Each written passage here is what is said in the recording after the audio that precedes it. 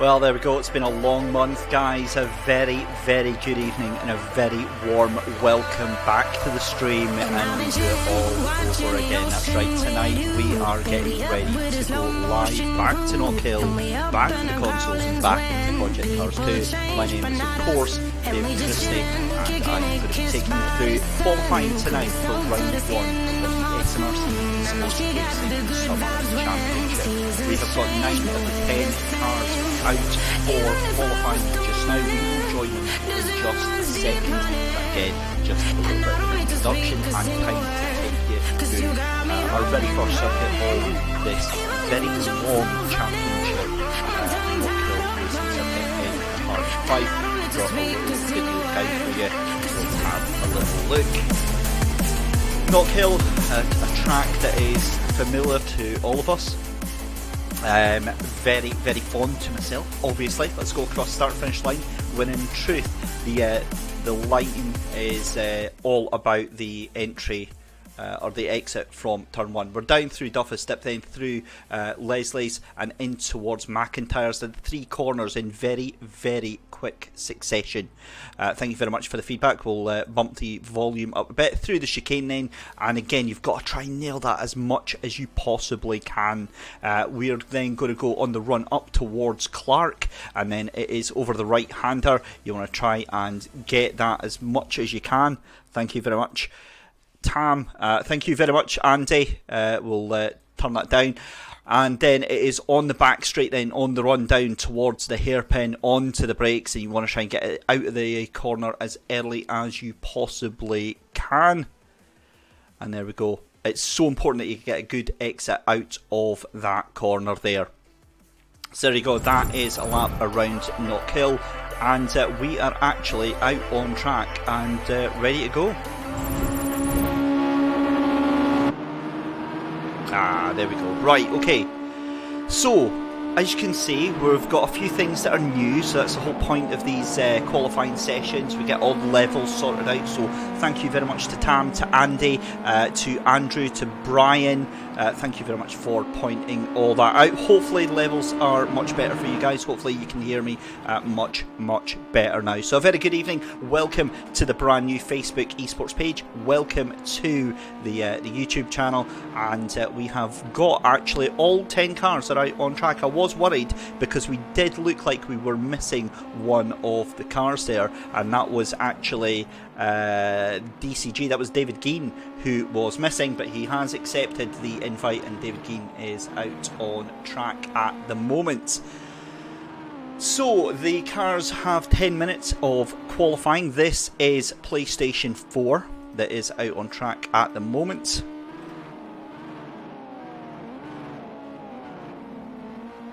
There we go. Let's bring in the overlay so you can see that.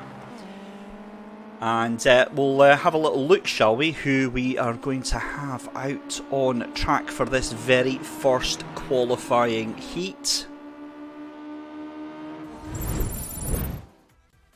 So there we go then. Craig Kerr is Kerr MTB 1207. You've got James McCracken out there as well, is PZR Jamesy 77.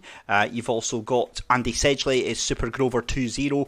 David Geen is DCG 46. You've got Annie Butterworth Piston Bust. Oliver Stewart Haggis 117. Finlay Brunton Big Bloody B. Andrew McIlbride is Andrew 1744, and Stephen Clark is Clarkey 91. And then rounding out the 10 drivers is Darren Allen, Darren 33 Allen. So it does work kind of similar to how things were on the Spring Championship. You do a qualifying race to determine who goes through to Sunday's Grand Final, and then we tot up all the points, we add up all the points, and then we put them over the season, and work out who is your summer champion. A lot more to play for though this season, and lots to see and lots basically to fight for. We saw a spirited attempt through the SMRC Championship earlier on. We'll head back out onto track. We had a spirited effort in the Spring Championship. It feels like just a couple of days ago, but it was actually over a month ago that we had the final races going on for that. And what a battle that we had! It went right down to the wire, and I was absolutely gutted at the way things went, but lots to play for in this championship. Third place gets an SMRC Season Pass. Second place gets a Track Scotland Track Day. Thank you very much to Track Scotland for donating that one. And first place in both the Xbox and the PlayStation 4 championships get a Gold Pass for Knockhill and a Torque Racewear pair of gloves. Very, very handy for your sim racing goodness. So yeah, like I say, definitely some prizes worth winning throughout the season. And 4 minutes 50 into the session, we've got the Ginetta GT5s that are the chosen car of choice for the entire season. So there's not going to be like during the Spring Championship where we were kind of diving in between different circuits and different cars and just having a bit of fun. This is now we're trying to take things a little bit more seriously here. So we've got 4.5 minutes left to go. It's Finlay Brunton currently topping the timing screens at the moment, then 54.026, and things getting very serious up there because we've got 5 cars now within a second and a half. So it's Finlay Brunton from Andrew McIlvride, and then in third place that is Oliver Stewart. Fourth place is going to be Stephen Clark, and Annie Butterworth up into 5th place just now. I'm loving the afterglow in the midday. I'm not sure what that's all about, but never mind.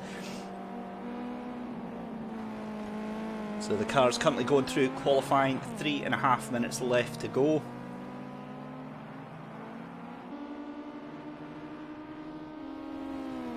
Just watching how these cars are going to develop throughout the championship. We saw Annie Butterworth, who we're currently watching just now, having a very, very good championship through the last time, and a brilliant effort out in the Porsches last time round. So it'd be good to see how Annie can do with that. But Finlay Brunton as well is one of the names that you would have expected to see up at the top of the Spring Championship, and I think he's really going to shine with this Ginetta. Incredibly talented young man, and he will be giving it his all just now. But look at that, 4 cars now, 7/10 of a second, and we've only got 3 minutes left to go in the session. So yeah, this is shaping up very, very nicely. Now, driving standards were one of the things that we need to talk about as well. Now, the one thing is that this is a paid championship now.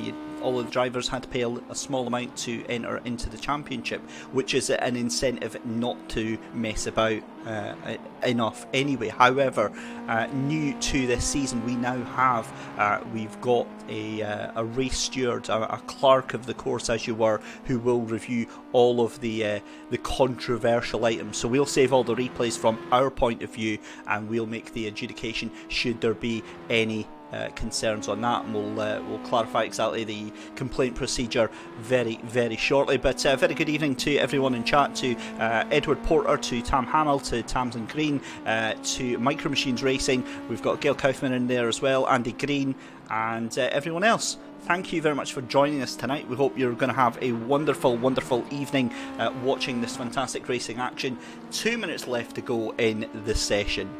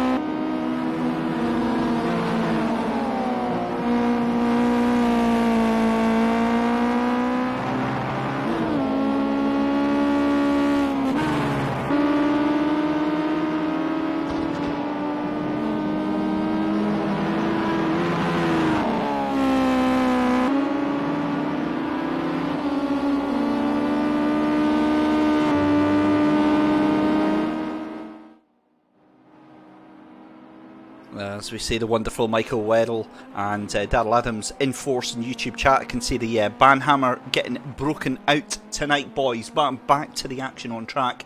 And just 40 seconds left to go, and it is still Finlay Brunton with a 54.026 from second place of Stephen Clark. And then in third place it's Andrew McIlvride, and then fourth place is Oliver Stewart with PCR Jamesy. That is James McCracken down in fifth place. Sixth place at the moment, that looks to be Darren Allen. And then in seventh place then we have got Ju Alvaro. I will have to go and double check who on earth that is. They've definitely been invited, so that's a very, very strange one, but we'll get to the bottom of that. We've got Annie Butterworth down into 8th place there. We've got Craig Kerr in 9th, and then we've got at the tail of the grid, that is Mr. Sedgley, Andy Sedgley, in 10th place. So 50 seconds. Now all the drivers should have got the memo not to press return to race central. I hope they did. But it does look like Finlay Brunton is your man up on pole position in 54.026, and we have 6 cars within 0.8 of a second. So yeah, we are starting to get very, very serious here on the SMRC Esports Racing Summer Championship. We'll let the cars head through and enjoy our first race of the evening. This is qualifying heat 1. Again, the top 3 from each heat will qualify.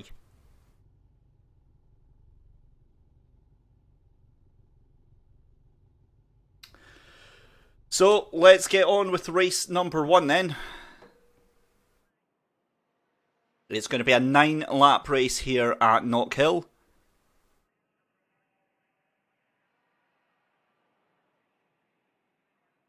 We're waiting on the grid then. And you'll see a little message in the middle of the screen. There we go. The screen goes black and it'll say sinking, which means that the cars are already on the grid. They're under final orders now. 10 cars on the grid for our first qualifying heat of the SMRC Esports Racing Summer Championship, and away we go. And it is a fantastic start on the second row of the grid there, but Stephen Clark from second place takes the lead down into Duffus. We're almost 3 wide going into Duffus Dip there. And you've got a new leader already, as we see Finlay Brunton almost certainly going to lose out third place there, as around the outside that is Andrew McIlvride. Doesn't make it stick, and James McCracken trying to make hay while the sun shines as well. We've got an absolute gaggle of cars coming through the chicane for the first time, and that is James McCracken leading Oliver Stewart in 5th place. You've then got in 6th place Darren Allen, and then Craig Kerr up in 7th as well. Further down the list there, you've got Annie Butterworth, as I'm struggling for words because it is all going off here. So there's your leaders then, as we've got Stephen Clark in the lead from Finlay Brunton, and then in 3rd place it's Andrew McIlvride. But look at this gap here. We've got 2 cars coming in for a drive-through penalty already. That is Craig Kerr, and that is also going to be Andy Sedgley.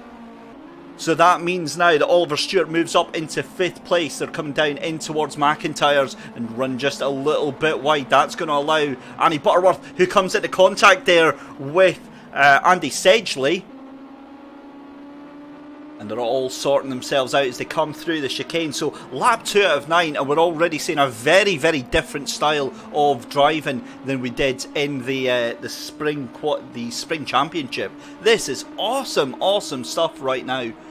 Meanwhile, your race leader goes down in towards 2nd place because Finlay Brunton throws it down the inside. He licks the stamp and sends it, and Finlay Brunton tries to take the lead, but it looks like Stephen Clark has got the run out of the hairpin. What is going on here? 3-way path for the lead. Oh my goodness me! And there's been a death. 2 cars. RIP to Finlay Brunton, and I think that was Andrew McIlvride as well that got caught up in that. It was. Oh my goodness me. Well, that is almost certainly going to be looked at by the stewards after the race. That was a horrendous accident on the start line going in towards turn 1, and the man that runs away with it, Stephen Clarkey. Well, Guys, this is only lap 3 and I'm already hyperventilating. This is awesome, awesome stuff. Yeah, absolutely, Stuart Anderson. I think that's 100% going to be a steward's inquiry there. 3 cars going into turn 1 will almost certainly not go. But look at that, James McCracken now moved up into 2nd place, 2 seconds behind Stephen Clark. And that is an awesome turn of events because he was quite far down the grid. So was Oliver Stewart. And now they're in the pound seats. They're now in the qualifying for Sunday's final.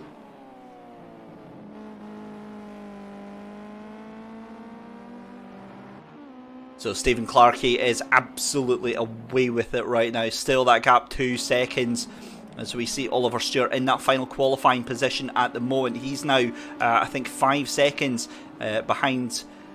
In fact, sorry, no, make that 2.5 seconds ahead of Finlay Brunton, who does recover back to 4th place. So Finlay Brunton absolutely not out of it yet. But what happened to Annie Butterworth? Annie Butterworth now back at the end of that train there. I think she got caught up at Duffus Dip there in that big accident that happened. Back with your race leader then. Lap 5 out of 9 here. And this is only qualifying heat 1, ladies and gentlemen, of the PlayStation 4 qualifiers. We're doing all of the qualifying in one night tonight. That way it gets it out of the way.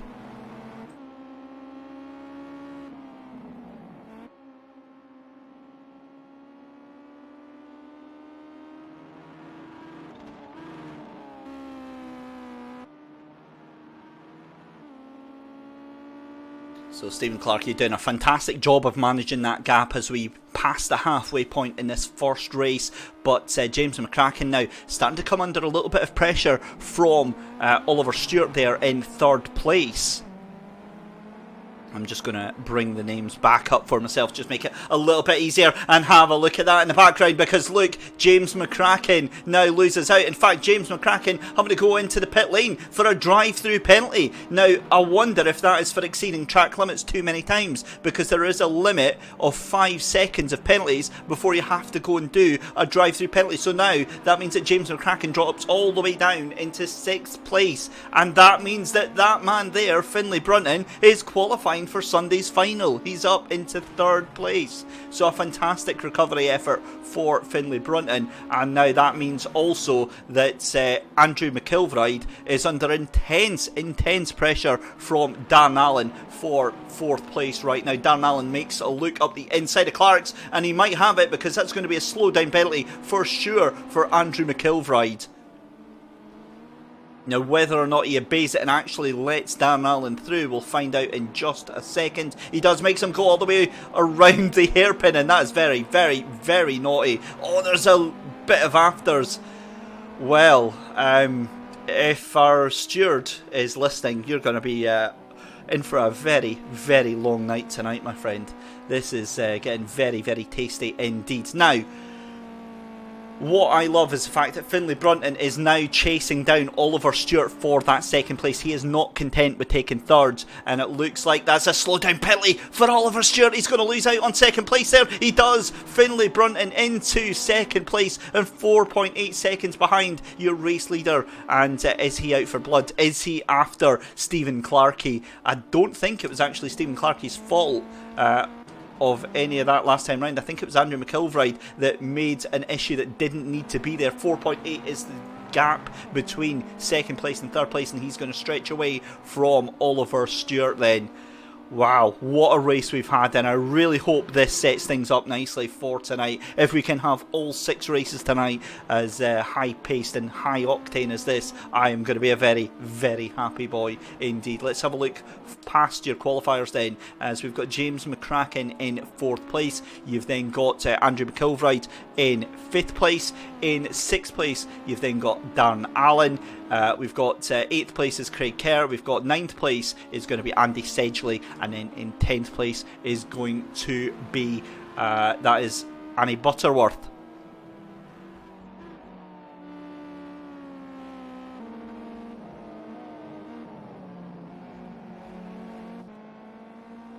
So Stephen Clarkey then out of the hairpin for the penultimate time. He goes to start his final lap.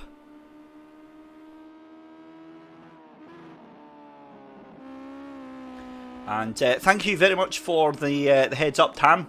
We'll fire on the timings button.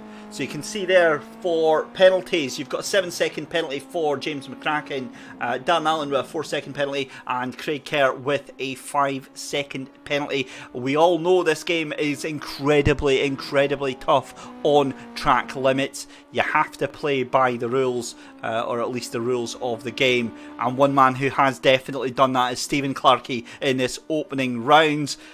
Peter Robertson, you absolutely have missed a ding-dong of an opening round here for qualifying heat number 1 for the PlayStation 4, but it's going to be Stephen Clarkey who comes out of the hairpin for the final time, goes across the line to win heat number 1 for the PlayStation 4. Second place is going to be a remarkable recovery drive for Finlay Brunton, who decides to end his car across the line there. It's going to be Oliver Stewart in third place. Fourth place is hopefully going to be James McCracken. We wait to see how his penalties affect him. And then after that, in fourth place, in fact, there we go, James McCracken going down the order. So let's go and jump back to the timing screen here, because this will tell us. So there you go, Stephen Clarkey in first place. It's going to be Finlay Brunton in second. It's going to be Oliver Stewart in third place. Fourth place for Andrew McIlvride. Fifth place is going to be James McCracken. Sixth place is going to be Dan Allen. And then let's have a look here who else we've got. Eighth place we've got is Andy Sedgley. Ninth place is going to be Craig Kerr. And then in 10th place is going to be Annie Butterworth. We'll save the replay, and in the meantime we'll take a very quick break, and when we return we'll be back for qualifying heat number 2.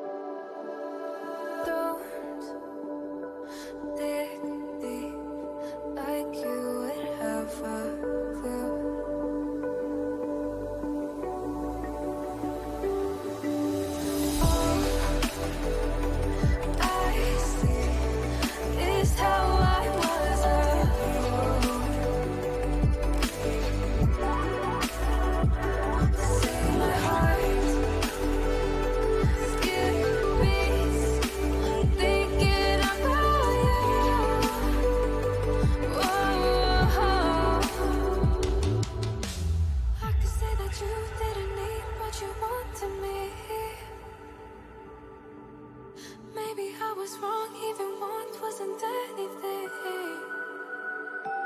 Yeah, I could say that you didn't need any part of me. Yeah, maybe it's not me, you should be the one on your knees.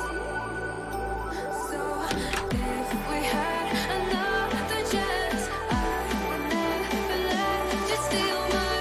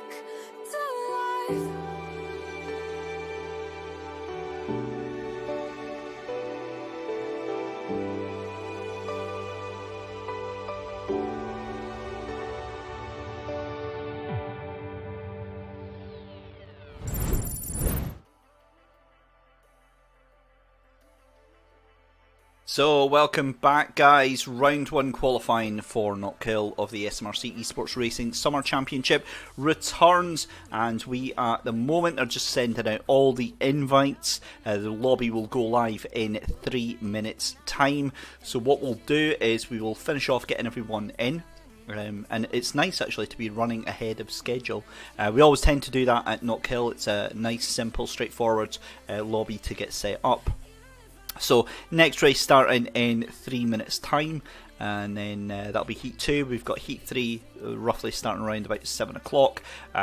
Heat 1 for the Xbox starts roughly at 7:30 tonight. And remember, it is the top 3 from each heat that qualify.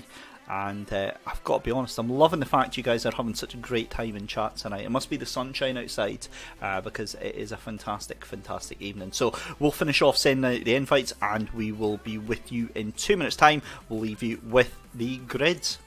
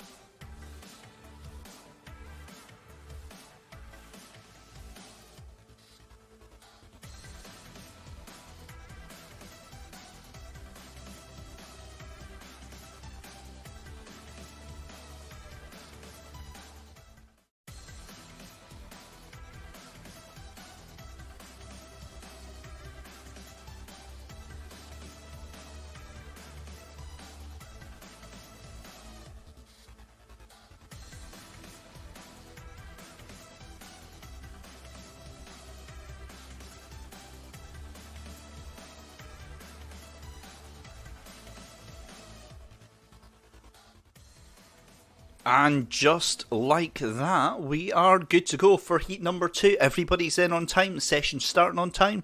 touching wood, we are good to go. Heat number 2 then for the PlayStation 4 Round 1 qualifying of the SMRC eSports Racing Summer Championship.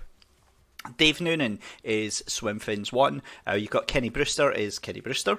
Kieran Preedy is Cobra 2012. Alan Gordon is ALZ 240668. Pretty sure that's his landline number. Any of these guys even old enough to have landline numbers? I wonder. Chris Drummond is Chris D. Ryan Smith 94. Mark Geraghty is Geraghty 67. One man that we saw a lot of during the Spring Championship. We've got Stuart Anderson is Corrupted Tree. We then have got... Stuart Anderson, Corrupted Tree. Ewan McKenna is Ewan McKenna. And Craig Blake is Craig JB 95. So... as we said, top 3 go through to Sunday's final. Without further ado, let's head back to the track. We've got qualifying action.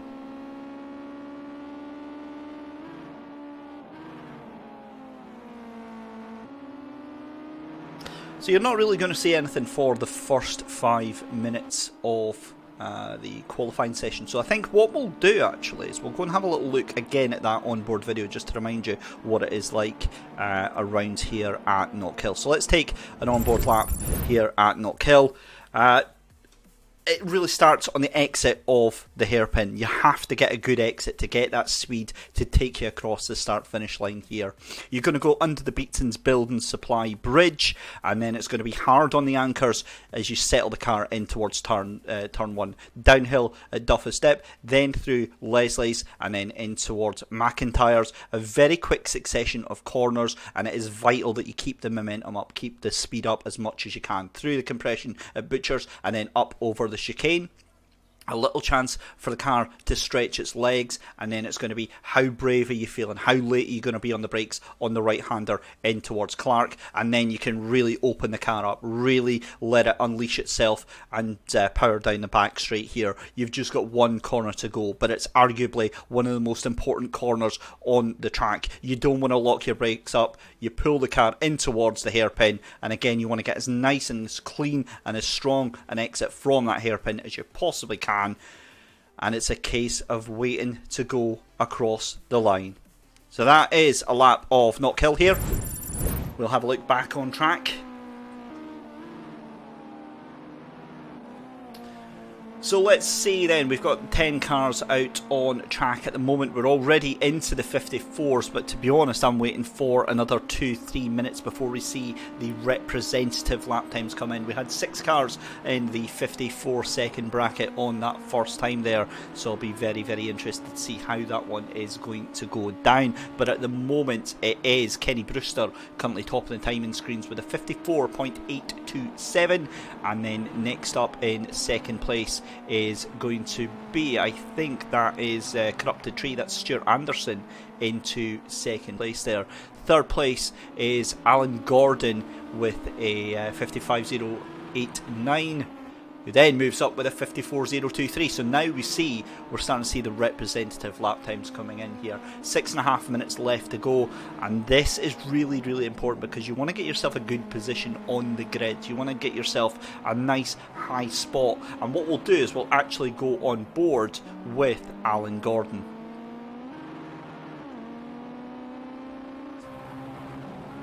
So there we go then, on board as he comes over Clark's. And car not on a qualifying lap moves out of the way then, and down in towards the hairpin. And again, look at that, 8 cars now within 1 second of the leader.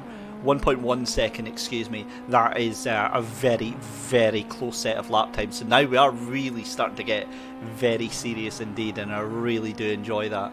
I enjoy the fact that things are so tight up at the top here. And 5.5 minutes left to go in this qualifying session. We will change the overlay to reflect that. There we go, that's better.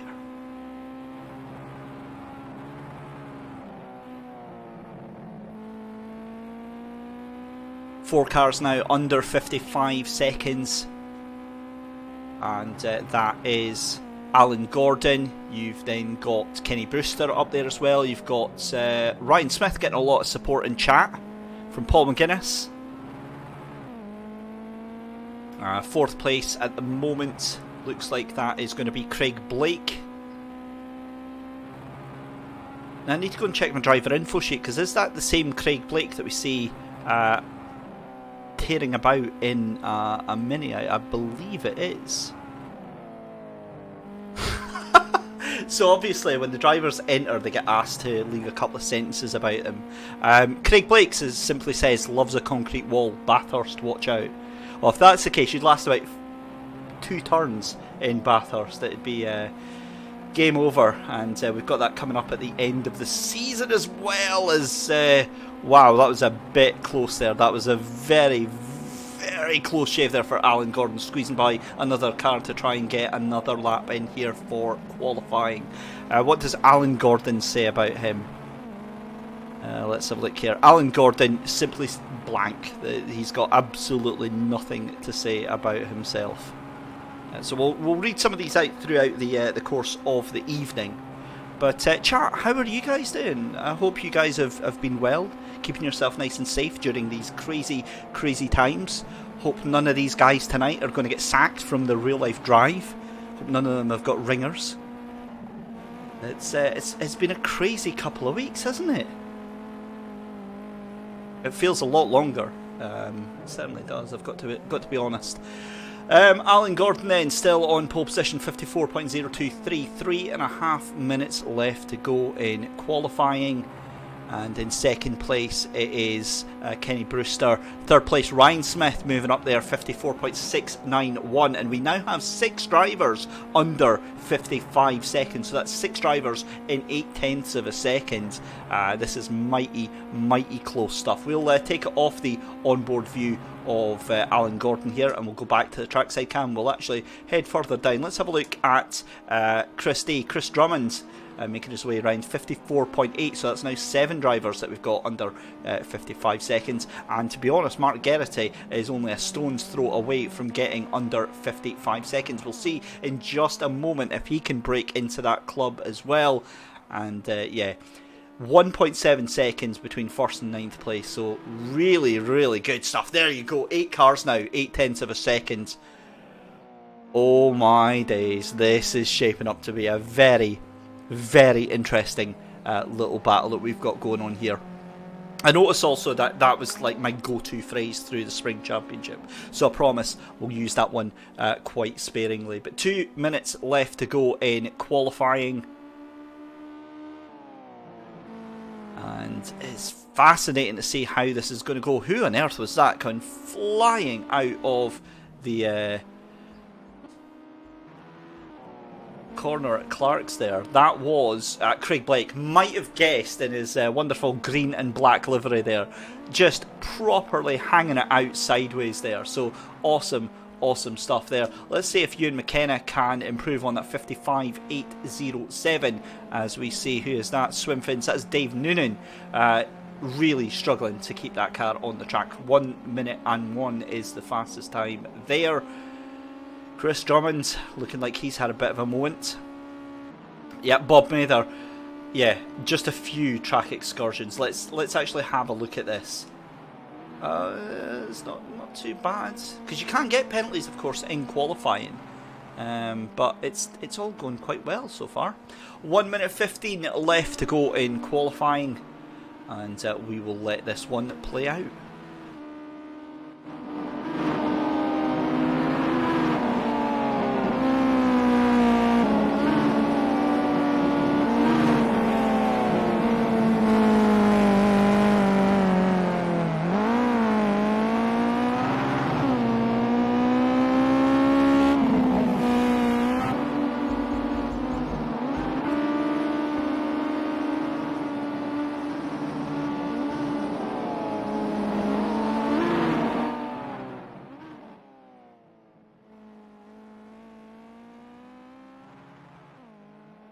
Hold the front pages though, folk. Kenny Brewster, 53.966.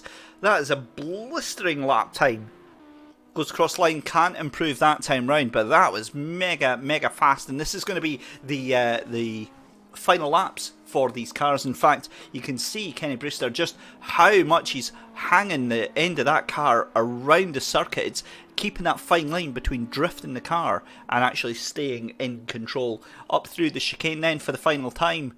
And Kenny Brewster decides enough is enough. 53.966 is enough to secure pole position. It's going to be Alan Gordon in second place, unless Alan's got anything else in the bag at the moment. I think he crossed the line in plenty of time. Was that two wheels on the grass there? I think it was. We'll see what Alan Gordon can do, though. He comes out of the hairpin for the final time. And that's a very good point there, Bob Mather.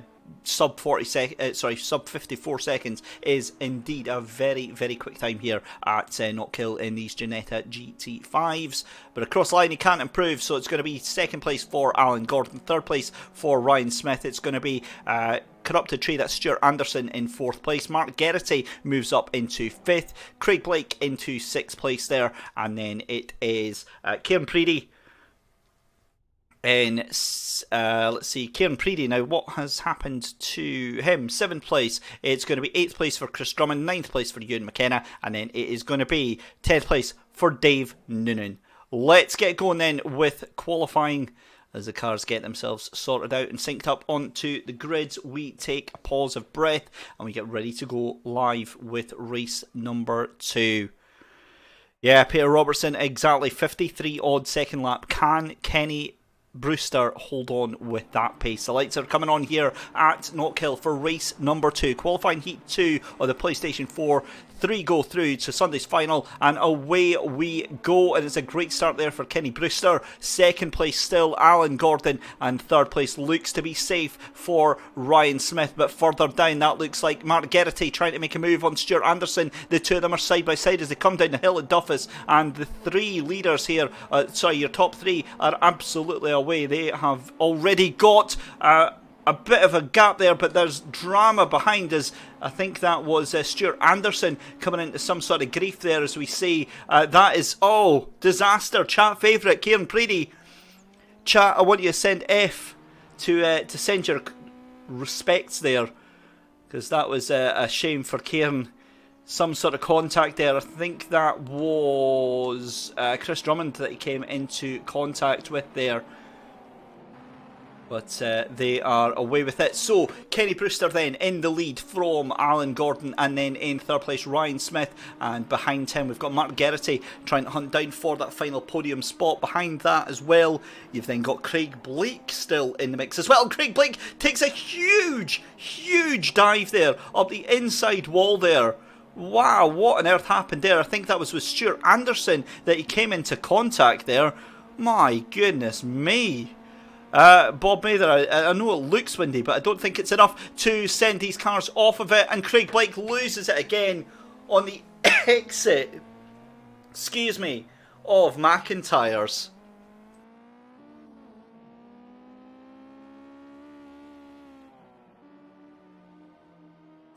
So Craig Blake now plumb last at the back of the field. And that has been a disastrous turnout for him tonight. Lap 3 of 9 for Kenny Brewster, and Alan Gordon now 1.5 seconds behind him. Ryan Smith still in third place and looking very comfortable, you've got to say, because Mark Geraghty is now 2.5 seconds behind these cars as well. And I think there's maybe going to be a little bit of a fight going on for second and third place here. Let's have a look at the time and see if we've got any penalties. We do. Now have a look at that. That's huge, because Ryan Smith has got 2 seconds of penalties, and we've got Mark Geraghty with 1 second of penalties. So that means that Chris Drummond just needs to get close to get a little bit of a chance here. But he's going to have to get himself a little bit closer here, because Ryan Smith is going to drop down into 4th place. Mark Geraghty is going to lose a second. And if, let's have a look, if Chris Drummond can get a half a second back to Mark Geraghty, he might very well be on the podium. We'll have to see how that one pans out. Meanwhile, your race leader, Kenny Brewster, is yeah, he's got a comfortable gap there. 2 seconds, but look at this. Alan Gordon under all sorts of pressure here from Ryan Smith, and this is exactly what Ryan Smith needs. He needs to put on the pressure. He needs to get a gap. He's going to make a dive up the inside of Clark's there, and I think that Alan Gordon has got a slow down penalty. He's chosen the worst place to take it because that is going to affect his exit speed from Clark's, and he might be overtaken by Mark Geraghty as well. So it is now Ryan Smith into second place, but Kenny Brewster still safely into the lead there. The gap now 3.5 seconds over Ryan Smith. So let's have a look further down the field. Chris Drummond in 5th place is being chased down by Stuart Anderson. Stuart Anderson making a wonderful comeback drive here. Ewan McKenna in 7th place. It's going to be Kieran Preedy in 8th. He's managed to get ahead of Dave Noonan. And then at the back of the grid there, Craig Blake rounding things out. Now, I want to have a look at so look at the penalties. This is absolutely incredible. This now brings not only Chris Drummond but also Stuart Anderson into the mix as well, because Ryan Smith has got 2 seconds of penalties, Alan Gordon has got 3 seconds of penalties, and Mark Geraghty now has a second of penalties as well. This is all going to play out after the flag is done, I'm afraid, because we're coming up to start lap number 6 of qualifying heat number 2 here for the PlayStation 4. And Kenny Brewster, this has been an exemplary drive right now for him. 3.9 seconds ahead of that group behind him of Ryan Smith, Alan Gordon and Mark Geraghty. Now Mark Geraghty is definitely catching on to the tail of that group. Now have a look at that, because Stuart Anderson now goes through for a drive-through penalty as well, and that means that Ewan McKenna moves up into 5th place. What has happened to... let's have a look here. So Stuart Anderson is there. What has happened to... there was somebody else there that we were keeping an eye on there. Never mind. Chris Drummond, that's it. 6th place, right. That's us back to evens now. Lap 6, and we're about to start lap 7 as Kenny Brewster comes out of the hairpin here. But my goodness me, this is like so much to try and keep my head around right now. Let's have a look at the penalties again. 2 seconds for Ryan Smith, 3 seconds for Mark Geraghty, 4 seconds for Alan Gordon, and a second now for Ewan McKenna. So everybody is getting track penalties left, right and centre here.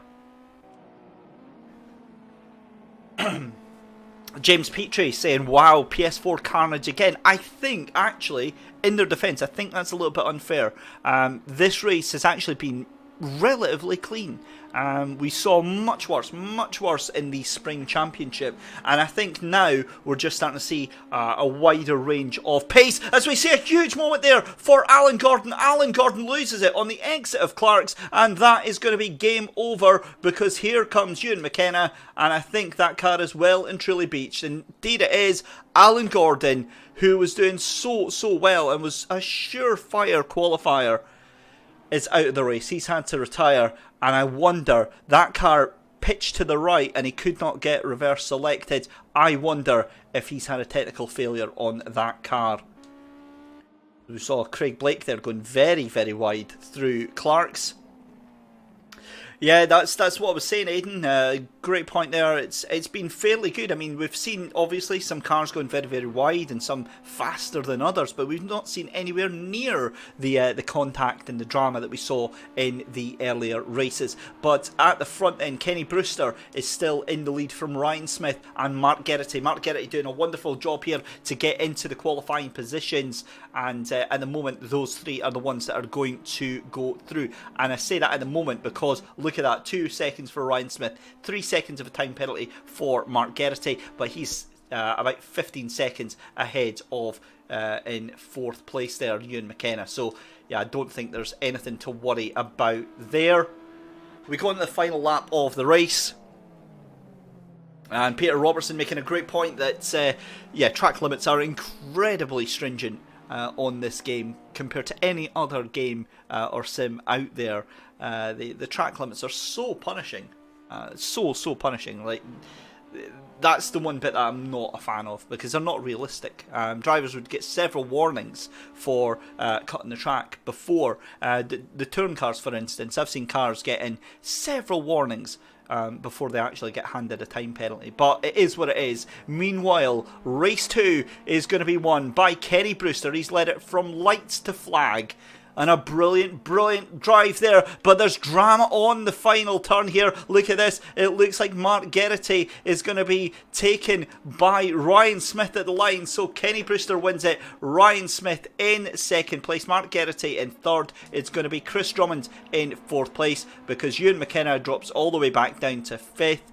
Stuart Anderson is going to be in sixth place. Kieran Preedy is going to finish in seventh. And we'll wait to see the penalties. Craig Blake in 8th place, and then it is Dave Noonan in 9th, and we have a did not finish in the way of Alan Gordon. But your 3 finalists and your 3 qualifiers from this race is going to be Kenny Brewster, Ryan Smith and Mark Geraghty. So a brilliant race there.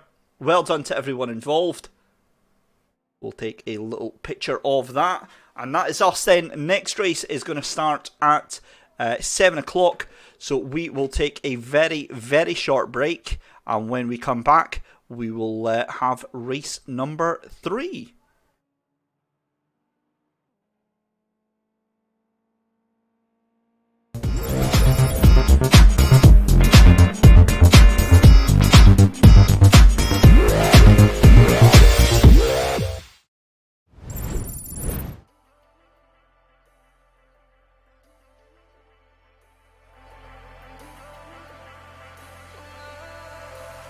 And I've been chillin', watching the ocean with you. Baby up with a slow motion crew. And we up in our growlings when people change, but not us. And we just chillin', kicking it, kissed by the sun. Could be soaked to the skin in the monsoon. I know she got the good vibes when seasons change, but we're the same. Even if I lost all my money, the zero runs deep, honey. And I don't need to speak a single word, 'cause you got me holding, holding. Even if my jokes are funny, my tongue tied up on it. And I don't need to speak a single word, 'cause you got me holding, holding.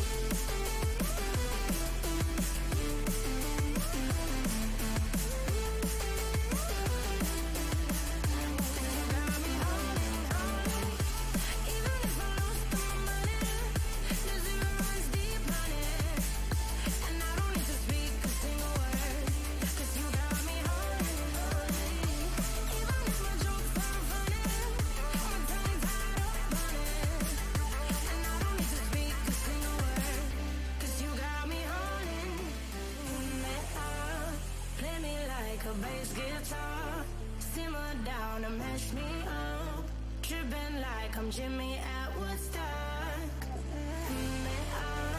Drum me around in your red Ford, shivers down my spinal cord.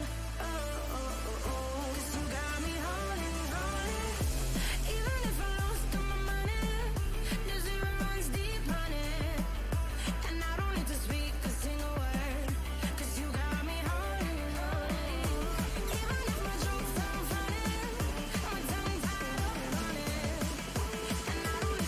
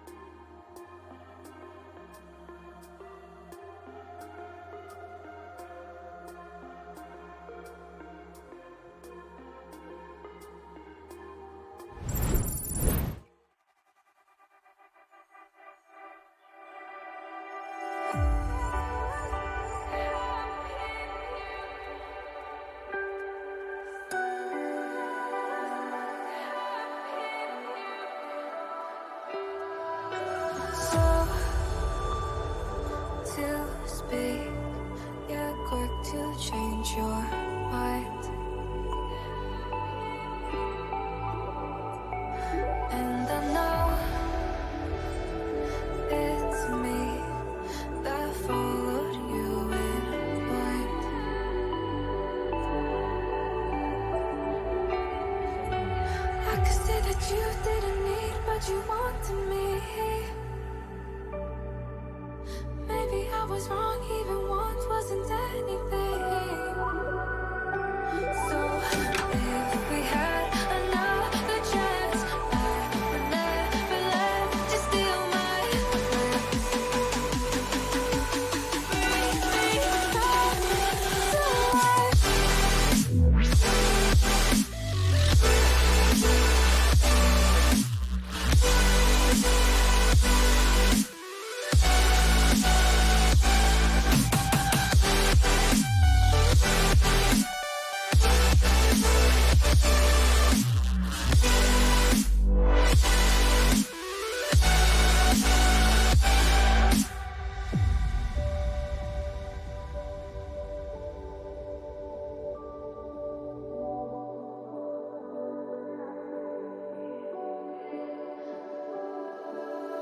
Don't dig deep like you would have a clue.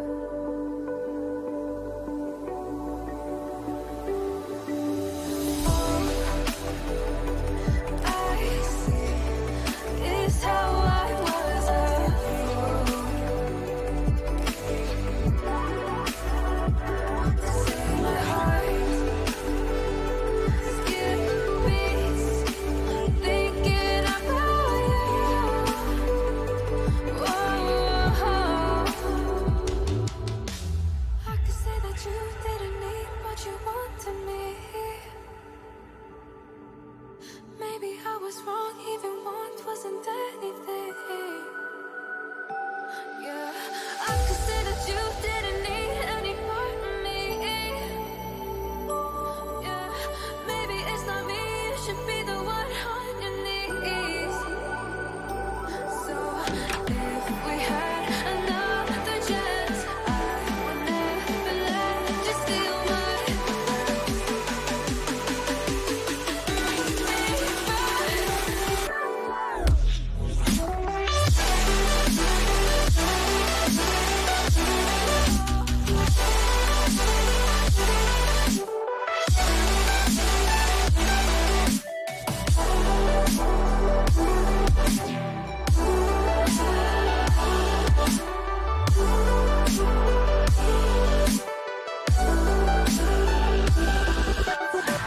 If we had another chance, I would never let you steal my glance. Bring me back to life. If we had another chance, I would never let you steal my glance. Bring me back to life.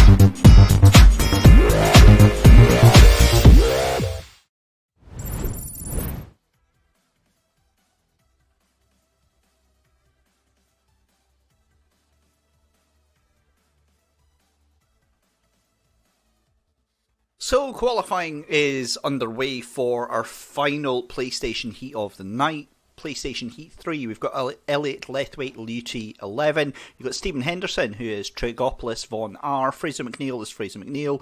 Thomas Coomer is Togo Moko. Colin Main is call 190181. Rory Skinner makes a return after an amazing debut at the Spring Championship. He is Kebab Knight.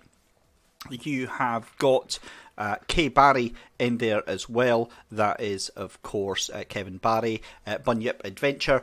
You've got Andy Hunter as We Drew. Daryl Adams as We Dance 34. And Glenn Alcock is Bodge Mobile. Good old Superfast Scots himself, Glenn Alcock. Right, I'm going to make a rule this time, guys. You're not allowed to, in any way, harm Glenn Alcock, because there's no other way of putting this. He was manhandled during the Spring Championship, and it's not a good look, you know? Let him race. He's fine. Right. 7 minutes left to go in qualifying. Let's go and join them out on track, and we will go and update our little overlay. Perfect, there we go. Qualifying heat number 3. Good luck to Jay Kennedy, who is out in Xbox heat number 1. He will be out in just a second. Thank you very much, and a big shout out to Ian Kennedy, who is tuned in. Big shout out to Peter Robertson, and let's have a look. Stuart Anderson. Stuart Anderson in our last race was not happy. He came into some sort of incident that we missed off camera. So as always, the whole point of this paid entry, this paid competition, is that now we save all the replays, we send it to our stewards. You let us know what happened, what lap it was, who was involved, and we will go and take a look at it, and we will make the proper judgments based on that. So, 6 minutes left to go. We saw the 54s coming in around about 5 minutes time for qualifying on Heat 1 and Heat 2. Wow, that is Thomas Comer going very, very, very wide in a very optimistic turn at McIntyre's there, back on the track. So we saw the 53s coming in on the last race there, but unfortunately it just couldn't be followed up. Your fastest man at the moment is Rory Skinner, no stranger whatsoever to Not Kill, as he is currently with a 55.047, and I'm sure that he's used to going a little bit faster around the track here at Not Kill. For those of you that don't know, Rory Skinner is a championship winning bike racer, and an incredibly talented young lad. The only reason I'm saying that now is because he's not listening to the stream and he won't hear me. Lot of time for Rory, but brilliantly skilled young lads, and it's fantastic to know how many people I recognise from the entry list. Obviously, we've got Stephen Henderson, Fraser McNeil is in there as well, Daryl Adams, Glenn Alcock, and Rory Skinner, to name a few. And most of the names in this list were actually taking part in the Spring Championship, so it'll be fascinating to see how this all goes through. But just to remind you of who we have got qualified, we have got from that last race, we've got Kenny Brewster, Ryan Smith and Mark Geraghty, and then from race 1 you've got Stephen Clark, you've got Finlay Brunton, and then you have got Haggis 117, which was of course Oliver Stewart. Did you like how I frantically alt-tabbed to get the entry list up there? Beautiful. Right, 5 minutes left to go in the session, and that was somebody going very, very wobbly on the exit of the hairpin there. Thomas Comer looking fine. He's currently up in 4th place. Let's see what Rory Skinner can do. Goes across line, doesn't go any faster just now. So we've got 5 minutes left. We'll follow this one out.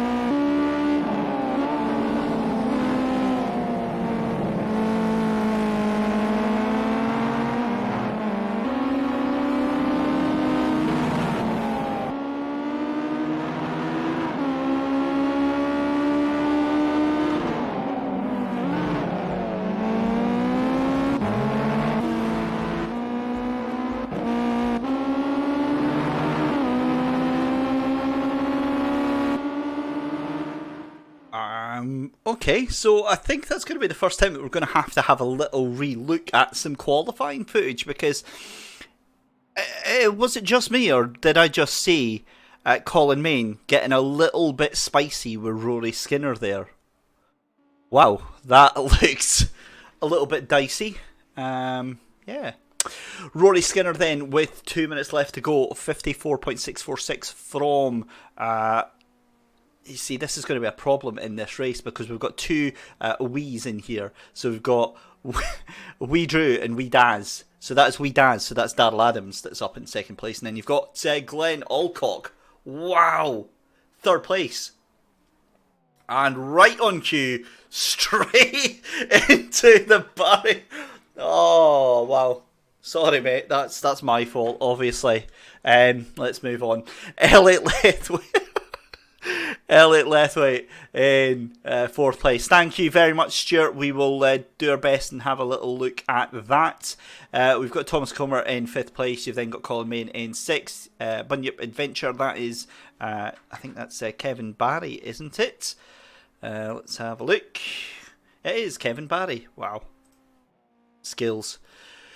In 8th place you have got Fraser McNeil, and in 9th place is going to be Stephen Henderson, and then at the back of the grid you have got Wee Drew, that's Andrew Hunter at the back there. So 50 seconds. Yeah, thank you, Stuart. That's very, very much appreciated. We'd really like if you guys can do that. But what happens as well is that as the host, I save the actual replays, so we can go and have a look at it from any angle, but obviously if you've got the footage there, then we can get a quicker idea of just what's happened. Obviously the idea with this is that we have got rules, we enforce those rules where we possibly can, and that goes for qualifying and through the races themselves. 5 seconds left to go, and it looks like Rory Skinner has secured himself pole position from Darrell Adams by 300ths of a second. But Glenn Alcock there up into third place. He kept that one quiet. He had a difficult spring championship, but my goodness me, he's making up for it here in summer. Will he get qualified for the finals on Sunday? Glenn Alcock goes across the line, 55.164. Elliot Lethwaite has a moment on the exit of the hairpin there. And Thomas Comer doing a little bit of bump drafting there. Who's that he's behind? That's Colin Main. Colin Main finding himself in all sorts of problems here. Thomas Comer on the entrance to the hairpin here. And we're going to have a little watch of that, because we don't want cars getting obstructed during qualifying. Kevin Barry in 7th place. We've got Fraser McNeil in 8th. 9th place then is going to be Stephen Henderson. And 10th place is going to be Andy Hunter. Do you know what, right? All joking aside, Stephen Henderson, I have got so much time for that guy.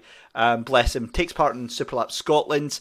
And has the worst luck, the blatantly worst luck of all of the drivers. So to see him taking part and actually getting a couple of laps around here at Knockhill fills my heart with joy, and it's wonderful to see Stephen taking part in this championship. There you go then. It is Rory Skinner from Darrell Adams from Glenn Alcock. That's your 1, 2, 3. Elliot Lethwaite in 4th place. You've got Thomas Comer in 5th. Colin Main in 6th. You've then got Kevin Barry in 7th place. You've got Fraser McNeil in 8th place. It's going to be Stephen Henderson in 9th. And then at the back of the grid is going to be Andy Hunter. But the grid is ready to go. The lights come on. The Beatson's Building Supply Bridge here at Knockhill for the final PlayStation 4 qualifying heat. Away we go. Great start there from Rory Skinner as Darrell Adams tucks in behind. Not so great start for Glenn Alcock as we see two cars fighting behind him. That's Thomas Comer and Elliot Lethwaite. Let's go and have a little look at that battle. In fact, no, let's stay with the leader just now, because Darrell Adams under all sorts of pressure for the leader, and look at that, Glenn Alcock having to soak up that pressure right now from Elliot Lethwaite. This is a brilliant start, and if ever you wanted to see the difference in driving standards for the PS4, have a look at this. This is exactly what you want. Fair, hard and really, really firm racing. Oh my goodness me! A huge moment there for Rory Skinner. Keeps the foot in and holds on to the lead. And look at that, a brilliant move. And Glenn Alcock comes into contact with Rory Skinner. It was actually Darrell Adams that went flying up the inside there. So all hell is broken loose. And that's my fault, isn't it? I mentioned driving standards and it all goes horribly, horribly wrong there. Right. Darrell Adams, the unsuspecting guy, into the lead there. But look at that, Glenn Alcock into second place. Elliot Lethwaite up into third, and then Rory Skinner up into fourth place, or down into fourth place, I should say. He's desperately trying to get all over the back of Elliot Lethwaite there. But Thomas Comer into fifth place there. He's ahead of a brilliant little three-car battle going on here. That's Kevin Barry and Fraser McNeil. And then behind that as well is Stephen Henderson. So some brilliant scraps going all the way through the field here as Glenn Alcock desperately tries to hold on to that second place from Elliot Lethwaite. Rory Skinner gets the cutback on the inside. There's contact again, and that looked very, very naughty from Elliot Lethwaite. We're going to have a look at that on the review there, but I'm pretty sure Elliot Lethwaite went back to go and try and make some more contact there. So Rory Skinner moves back up into the third place then. Elliot Lethwaite into fourth, and down from that third place as Thomas Comer coming under pressure from Fraser McNeil. Let's have a look further behind. Colin Main having to fight off Stephen Henderson on lap 3 here. Wow, this is awesome. This is an awesome race. But have a look behind. There's Glenn Alcock having to physically fight off Rory Skinner. It's a three-way battle, and there's cars going off everywhere right now. And I think that was just going too heavy into Clark's there. Fraser McNeil comes off the worst of it, and it's going to be a huge dive from up the inside. Can he get that car stopped? He can. Glenn Alcock holds on to third place. He's going to have to watch because Elliot Lethwaite is firmly on his tail. Look at that contact further down. That is Kevin Barry, and that's Stephen Henderson. We've got cars spinning off left, right and centre here. I think that was Andy Hunter. It was Andy Hunter having a big moment on the exit of the hairpin there. But look at this battle for second, third and fourth. And this is allowing Darrell Adams to streak off into the lead. Rory Skinner now desperately chasing down your race leader. And look at Glenn Alcock having to fight off there. But what has happened to your race leader? That was Darrell Adams. Darrell Adams having a big moment coming out the chicane. Loses it. And their lead is now back to Rory Skinner. This is incredible. This race has got it all. I'm going to pass out by the end of this race. Goodness me, we're only on lap 4.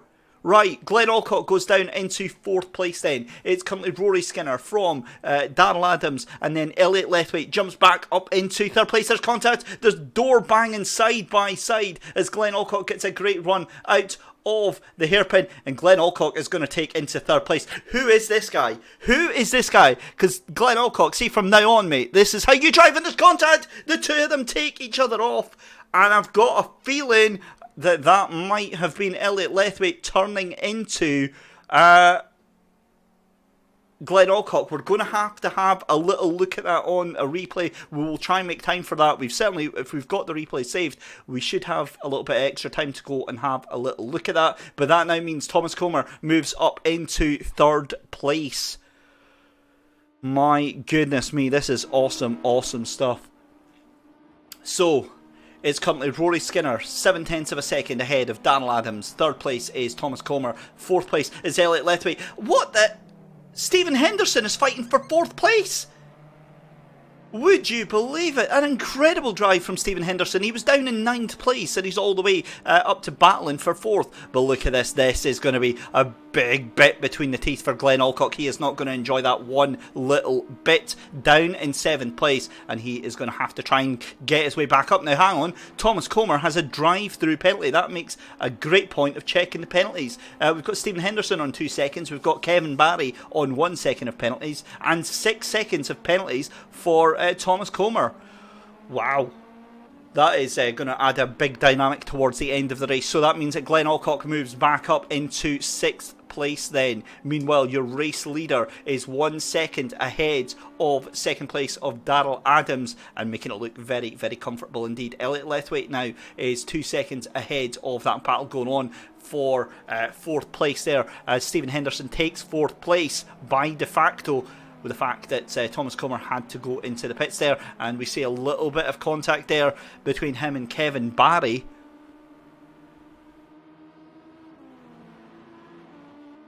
So here we go, 7 laps in already, and this has been a stunning race. 2 laps left to go. Rory Skinner from Daryl Adams, and that gap is actually coming down now, because Daryl Adams is pushing very, very hard. But have a look at that. Oh my goodness me, tell me that is not Glenn Alcock. It's not. That is somebody else. That's is that Mr. Comer? Let's have a look.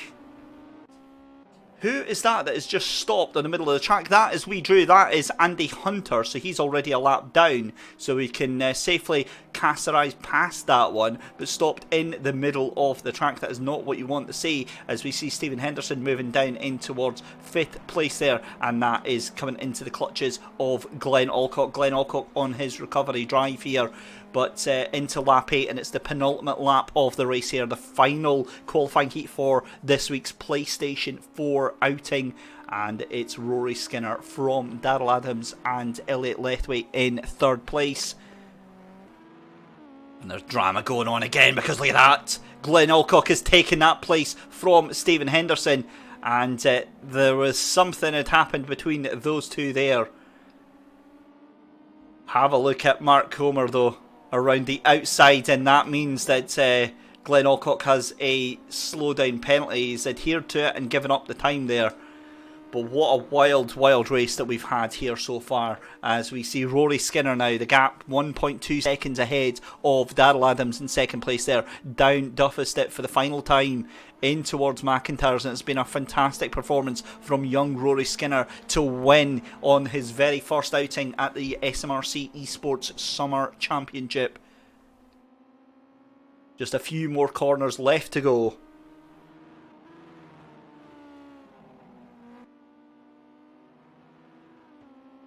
And try as he might, Daryl Adams just couldn't do enough to get that gap down.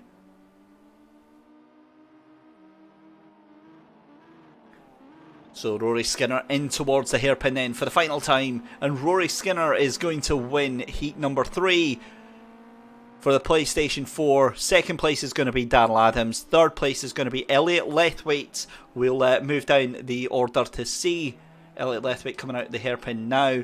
And there's a big gap there to Thomas Comer and Glenn Alcock. Glenn Alcock tries to fire it up the inside. Stephen Henderson decided just not to brake at all. He does manage to brake eventually and is going to go across the line. Fraser McNeil is going to go into 8th place. Colin Main in 9th. And it's going to be Andy Hunter in 10th place. Let's have a look there as we see Glenn Alcock actually getting moved up to 5th place there, and Stephen Henderson getting a big time penalty, putting him down into 6th place. That means that it is Kevin Barry then that finishes in 4th place there. Wow. What can you possibly say to that other than wow. Fantastic. Final race for the PlayStation. We're going to move on to Xbox time. We will try and get some time later on to get into the replays and have a little post-mortem on everything that's happened. As always, guys, get yourself onto the chat if you're needing to make any protests or any complaints. Then email admin@smrc.co.uk. There is a link as well available that I can give you. We'll save the replay and we'll take a very, very short break. We'll be back in about 9 minutes time for the opening rounds of the Xbox Championship.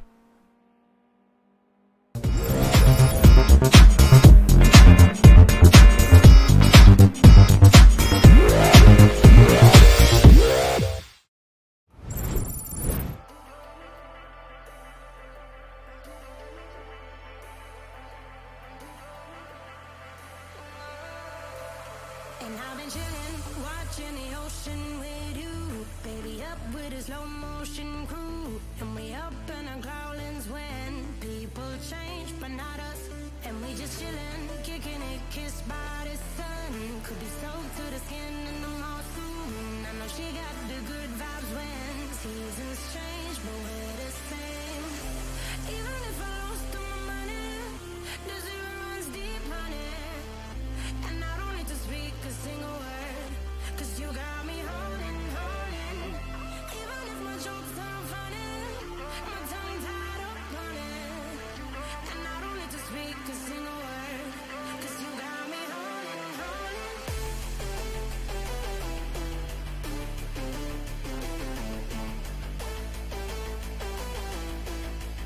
'Cause you got me holding.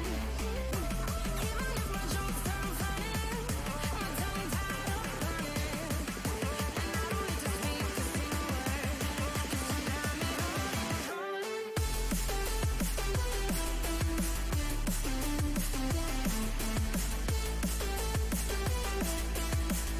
'Cause you got me holding.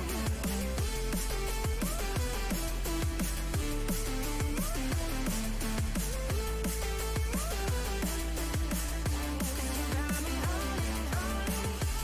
Even if I lost all my money, the zero runs deep, honey.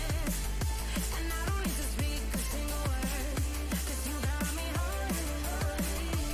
Even if my jokes aren't funny, my tongue tied up on it. And I don't need to speak a single word, 'cause you got me holding me up. Play me like a bass guitar, simmer down and mess me up. Tripping like I'm Jimmy at Woodstock. Me up, drum me round and go right for it. Shivers down my spinal cord. Oh, oh, oh, oh. 'Cause you got me holding, holding. Even if I lost all my money, the zero runs deep, honey. And I don't need to speak a single word, 'cause you got me holding, holding. Even if my jokes aren't funny, my tongue tied up on it. And I don't need to speak a single word, 'cause you got me holding, holding.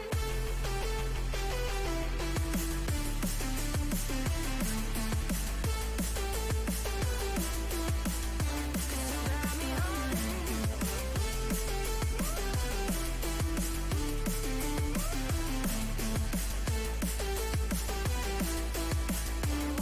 Got me holding, holding. Even if I lost all my money, the zero runs deep, honey. And I don't need to speak a single word, 'cause you got me holding, holding. Even if my jokes aren't funny, my tongue tied up on it.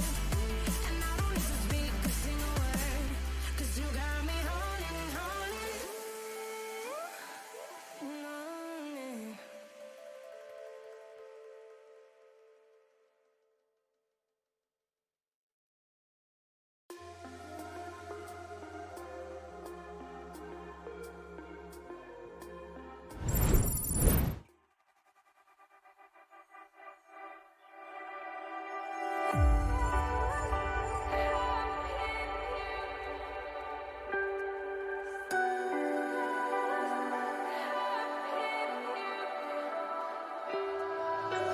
Slow to speak, yeah, quick to change your mind. And I know it's me that followed you in blind.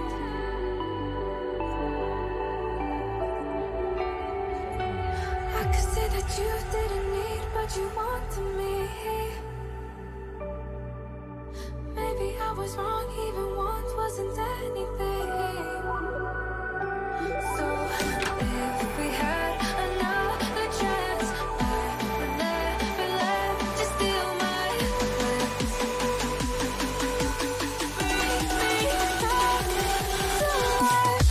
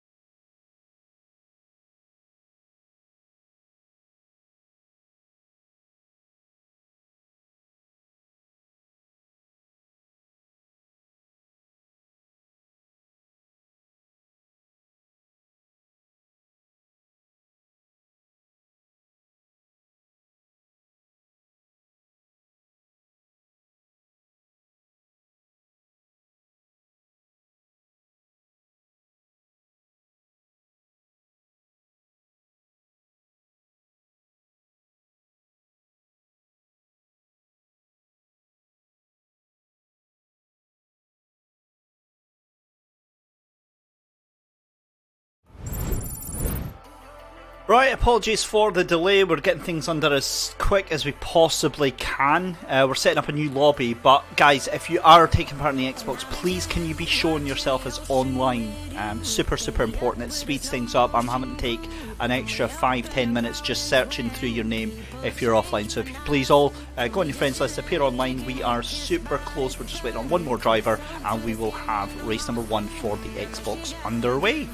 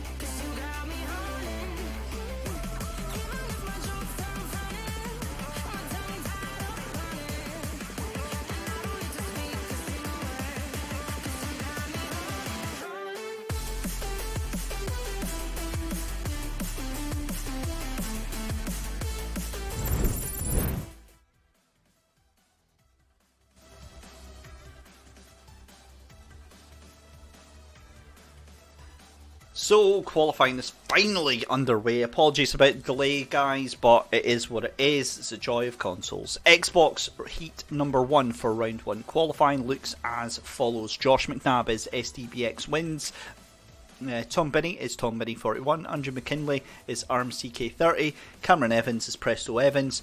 We've got Bryn Hawkins is Bryn Brum. Jamie Blake 21. Ross Dunn. Stephen Bramwell. Andrew Gilman and Jay Kennedy. That is who we have got out on track.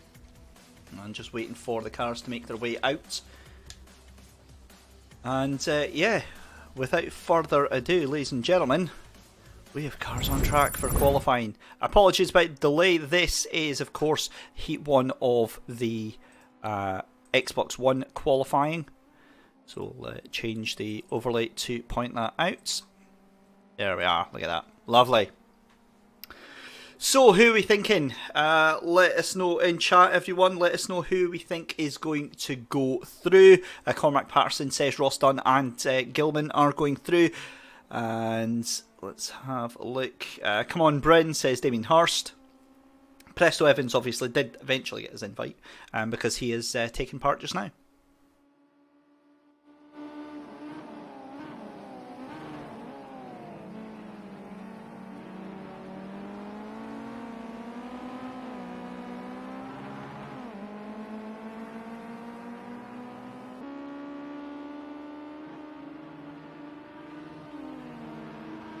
Now, the good thing that I can see is we don't have the stuttering lag that we had in the qualifying.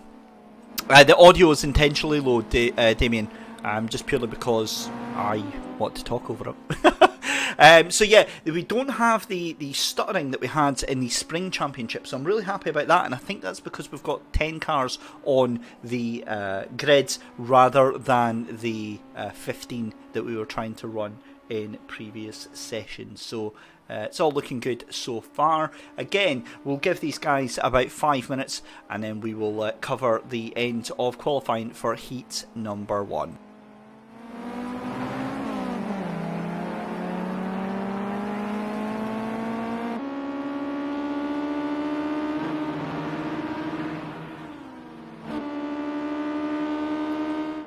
So, the penalty system, Tamsin, is quite simple. So, for every time that you go across track and you do not give the time gained, or the computer thinks that you've not given the time gained, you gain a time penalty. If your time penalties allocate over 5 seconds, then you have to go and do a drive-through penalty. The idea being is that you really don't you'd rather be cautious than trying to go for it too much. And it's to kind of make sure that nobody can just dive over the corner and ruin somebody else's race. So 5 seconds, then you get a drive-through penalty, but you still get that time penalty as well. Yeah, weirdly, Edward, that's the thing. So when I run it on the PC, I can have up to 32 cars, and it runs fine. But for some reason, it's only the Xbox. The PlayStation 4 runs it absolutely wonderful. It's not a bandwidth issue. It's a standard fibre line, 80 megabytes download, 20 megabytes up. So it's got more than enough to deal with that in streaming. But for some reason, it just never got on with the Xbox. So really happy to see it working much, much better. Yeah, Damien, that's exactly what we're just talking about. It just seems to die a death as soon as we go over 10 cars. So we've got the perfect number in here, and wonderfully we don't have any of the issues. So when we started up the Spring Championship, we found that a lot of the drivers were accidentally disconnecting because they were pressing that big shiny return to race central button that is displayed after qualifying. Oh my goodness me, who was that? Was that Preston Evans? No, it wasn't. It was the red car. Now let's have a look, because we need to find out who that was, don't we? Let's have a look. Was that? I think it was Mr. Dunn.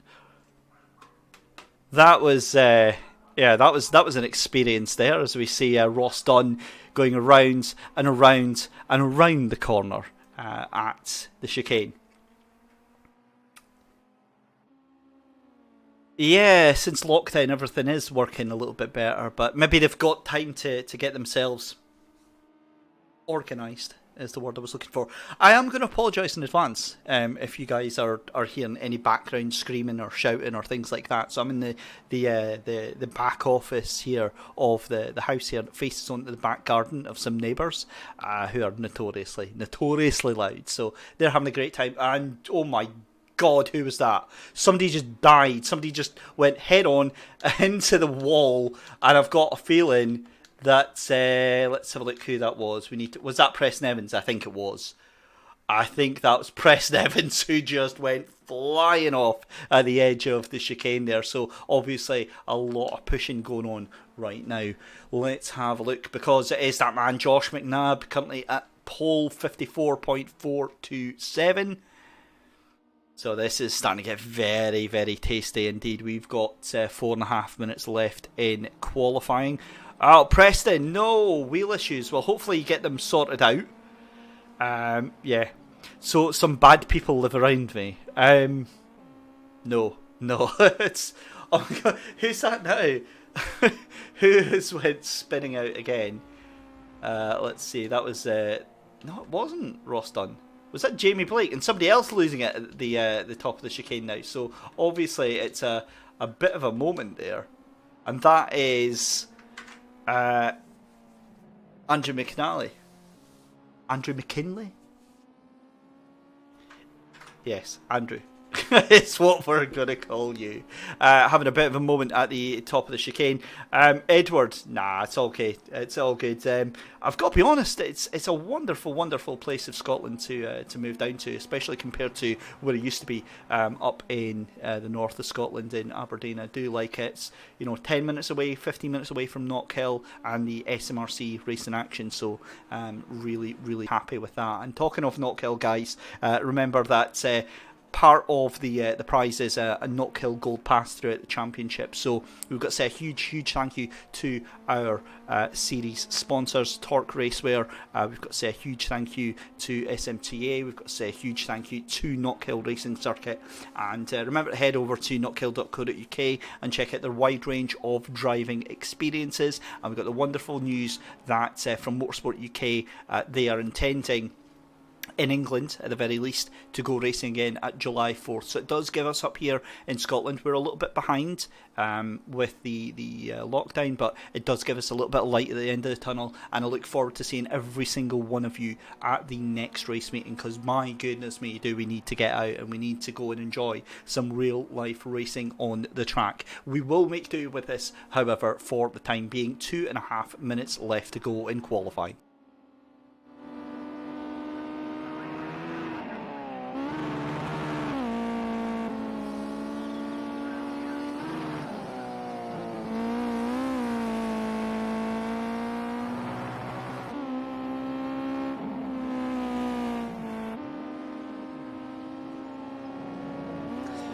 So Damien Hirst thinks that the first real race will be carnage. Yeah, I think it's going to be a little bit exuberant, will be the word for it. But yeah, we've got to see what happens with it, and that's the problem with it as well. Is the real possibility that it may be behind closed doors. Public gatherings may be affected for a considerable amount of time, but we just got to keep plodding on and getting with it. I know that the SMRC are looking into doing a live web stream of the racing this season, so that could be a possibility, and it'd be very interesting to see if they do get that off the ground. I think it would be an absolute must-have if it is a closed-door event for the first one, so here's hoping on that one. In the meantime, though, we have got 1 minute 20 left on the clock, and it is still Josh McNabb with a 54.262 from second place of Andrew McKinley in second place 54.616. Then into third place we have got JRK, that's Jay Kennedy. Now I know Jay's dad is in chat watching on. John Glover just giving a warning, hope everyone gives each other wide berth for the first few turns. Velcro drawers are common in this game. Thomas O'Connor is volunteer the entire pit crew. Yeah, I think that's 100% going to be the case. You're never going to see so many mechanics and engineers for the races ahead. But it is still currently Josh McNabb then from Andrew McKinley, and then in third place is Jay Kennedy. Fourth place at the moment looks like it's going to be Bryn Hawkins. Fifth place is going to be Preston Evans. Sixth place is going to be Tom Binney just now, and again these places could very well change. It's going to be Andrew Gilman up into 7th, Ross Dunn in 8th, and then in 9th place is going to be Jamie Blake. 10th place at the back of the grid is going to be Stephen Bramwell.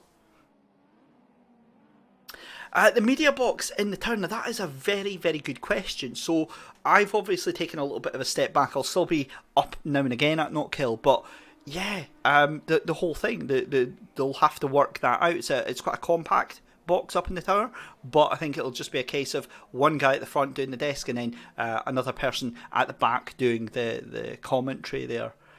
So there we go. Qualifying is over.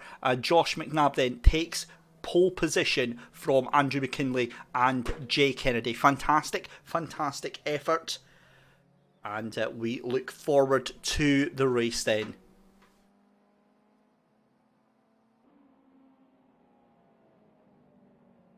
So, Xbox One. Now, historically in the Spring Championship, this was the great one. This was the really tight-knit, fighty, well-behaved one. And the PS4 tonight has been absolutely superb. I know there's been a couple of incidents that some people are not happy about. As always, we'll be sending out that to be sorted. But other than that, it's been fairly straightforward. Apologies if you can hear the in-game chat. We will get that muted in the next race. But here we go. 10 cars are starting the race here. Josh McNabb leads off from Andrew McKinley in second place. Third place is going to be Jay Kennedy. And then in fourth place is Cameron Evans. Why am I calling you Preston Evans? I did that the last one. Sorry, Cameron. In fifth place, it is Bryn Hawkins. Sixth place is going to be Tom Binney. Seventh place is going to Andrew Gilman. Eighth place, Ross Dunn. Ninth place is Jamie Blake. And then 10th place is Stephen Bramwell. Lights are on the bridge. Away we go. Josh McNabb then gets a great start from the line. And the cars make their way under the Beatson's Building Supply Bridge for lap number 1 of 9 here at Knockhill. We've got a three-way battle at the back, and Josh McNabb takes a heck of a lot of curb on the first corner there. Huge dive up the inside, and there's contact. The two of them go off. That is Jay Kennedy, and that is also going to be... was that Jamie Blake that was caught up in that? No, that was Andrew McKinley. Well, that was a bit of a dive up the inside there. That is the loudest send that I have ever heard in eSports. Never mind, Cameron Evans then up into second place, and this is what meant that Josh McNabb into the lead here, unassailed. Oh, and there's contact there because that was... let's have a look there. Who was that went spinning off at the corner there? That was Bryn Hawkins. Tried to fire up the inside there of Cameron Evans and didn't make it happen. So it's still Josh McNabb from Cameron Evans from Tom Binney in third place. Fourth place is going to be Andrew Gilman. Fifth place is Ross Dunn. That's a brilliant start for Ross Dunn, up from about 8th on the grid all the way to 5th. And then it is Jamie Blake in 6th. We have then got A12, and that's Stephen Bramwell in 7th. 8th place is Bryn Hawkins. 9th place is Andrew McKinley. And then at the back of the grid is Jay Kennedy. That was a very disappointing start for Jay. He was shown the pace to go up into third place there, but just couldn't hold on to that position. Here we go, it's all kicking off behind though, because into second place goes Tom Binney as Cameron Evans gets a slowdown penalty, and that means he's vulnerable to Andrew Gilman as well, and it could be a loss of 2 places for Cameron Evans. I think he's just going to hold on to it. Indeed he does, because Andrew Gilman jumps into the slipstream again. In fact, look at that, Cameron Evans now hunting all over the back there. He's going to have to do a big job here of trying to hold off Andrew Gilman, and Ross Dunn as well, looking to try and capitalise on that group as well.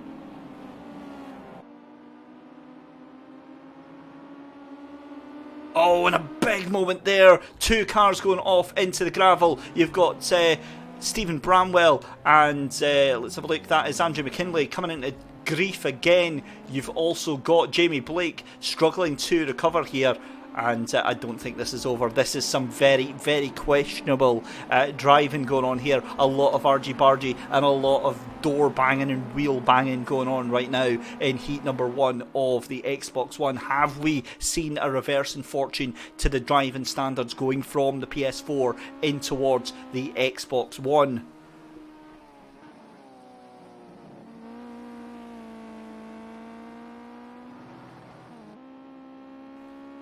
So Josh McNabb making it look very, very easy. 3.6 seconds ahead of second place, that is Tom Binney. And Tom Binney having a very relaxed drive there in second place. But have a look at this. Andrew Gilman having a fight here with Cameron Evans, and Cameron Evans losing out on that place then to Andrew Gilman. They were side by side on the exit of the chicane, but Andrew Gilman just able to take that place from Cameron Evans. That releases Tom Binney to catch up to Josh McNabb, but that gap is getting wider and wider and wider as the laps go on here.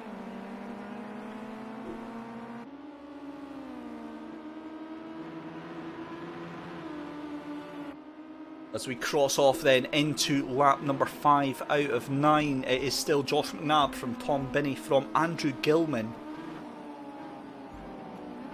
Cameron Evans in 4th place. We've got Ross Dunn in 5th. You've then got Bryn Hawkins in 6th place. 7th place is Jamie Blake. 8th place is Jay Kennedy making a great move up the field. You've then got Andrew McKinley in 9th, and then Stephen Bramwell down in 10th place. But let's keep with this battle with 2nd place here now, because this is a fantastic little 3-way scrap that we've got going on here between Tom Binney. We've also got Andrew Gilman and Cameron Evans up here. Not much to choose between the 3 of them, and it's going to be interesting to see how this one plays out, especially to see Tom Binney, who is Carter in the senior max, so a lot of experience in these lightweight cars, very, very nimble cars, and doing well to hold it into 2nd place, but again under a lot of pressure from Andrew Gilman in that 3rd place. And then Cameron Evans just having a look in the background there. Go-karter, of course, Cameron Evans, 5 times Scottish champion, 4 times WSKC champion, and he's the 2017-18 Scottish Motorsport Academy driver. So yeah, very, very prestigious field that we've got out here as well. Ross Dunn is in 5th place, and just having a look at Ross, if he's got anything that he's written down on his entry form. He's a of course I recognised Ross's name. He was out in the C1s last year in the 888 car, so that's why we recognise him, and he'll undoubtedly be enjoying the increase in pace from these sprightly little Ginetta GT5s. 6th place is Bryn Hawkins, is a brand new entrant to the SMR eSports Championship. It's fantastic to welcome him into the series. He raced the karts through the 90s and early 2000s, got a couple of regional and national championships, and then turned his hand to autograss. And again, these little Ginettas will very much benefit from that style of driving. The British F600 Championship champion, 2 years on the bounce, and he's had great success in Class 8s. So yeah, we've got quite a distinguished field going on here in Heat 1 for the Xbox Championship.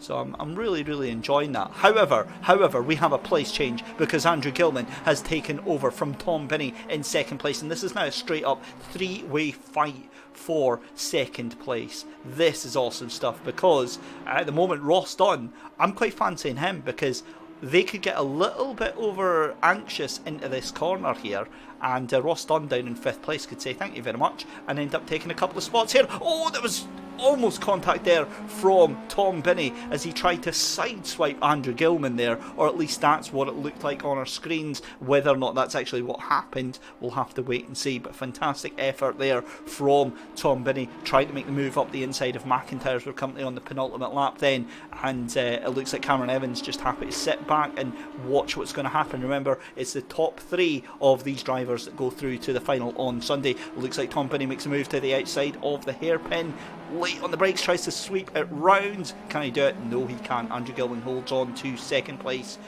but they're holding each other off. And look at Cameron Evans, he now fancies his chances up here as well. In fact, let us go on board with Cameron Evans then, as he looks in front of Tom Binney, tries to send it up the inside. He does. Tom Binney, a little bit of a nudge, and that knocks out Andrew Gilman. The two of them go off. What did I tell you? What did I tell you? Because Ross Dunn is now going to make up for this. Ross Dunn has now moved up into 3rd place after that contact and high drama on the final lap. That didn't need to happen. That did not need to happen. Great shout there. Thank you very much, John Glover. We're going to have a look at the penalties. At the moment, Ross Dunn is the only man that is in penalty situation. He could end up losing 3rd place to Bryn Hawkins. In fact, I think that's exactly what is going to happen there. Again, apologies if you can hear any choice language on the in-game chat. But across the line then, it's going to be a fantastic win. As he left things last time, Josh McNabb comes across the line to take the win in heat number 1 for the Xbox. It's going to be Cameron Evans in 2nd place. It's going to be Ross Dunn taking that final podium spot. Is it? No, it's not, because Bryn is going to take it. Bryn Hawkins, after that time penalty for Ross Dunn, means that it is Bryn up at the top of that podium there. Wow. What a race. 4th place then goes to Ross Dunn. It's going to be Andrew Gillam in 5th place. So Andrew Gilman in 5th place. It's going to be Tom Binney in 6th. 7th place is going to be Andrew McKinley. 8th place is going to be Jay Kennedy. And then 9th place is going to go the way of Stephen Bramwell. And then 10th place is going to be Jamie Blake. So there we go, we'll save the replay. And again, guys, we will take a very short break and we'll be back with qualifying heat number 2.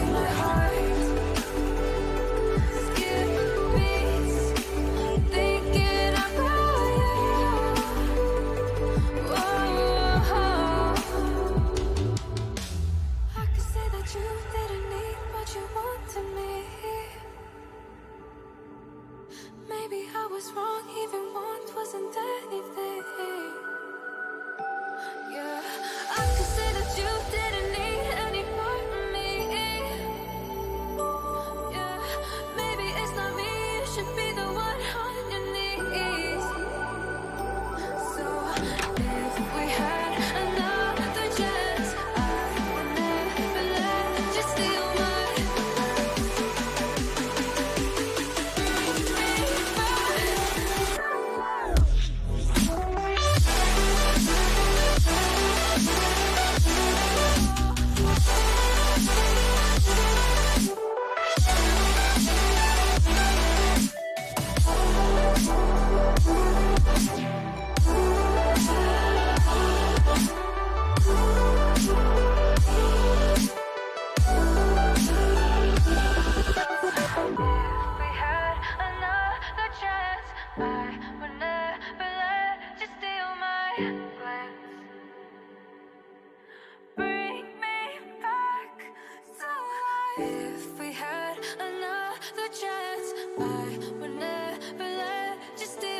silence.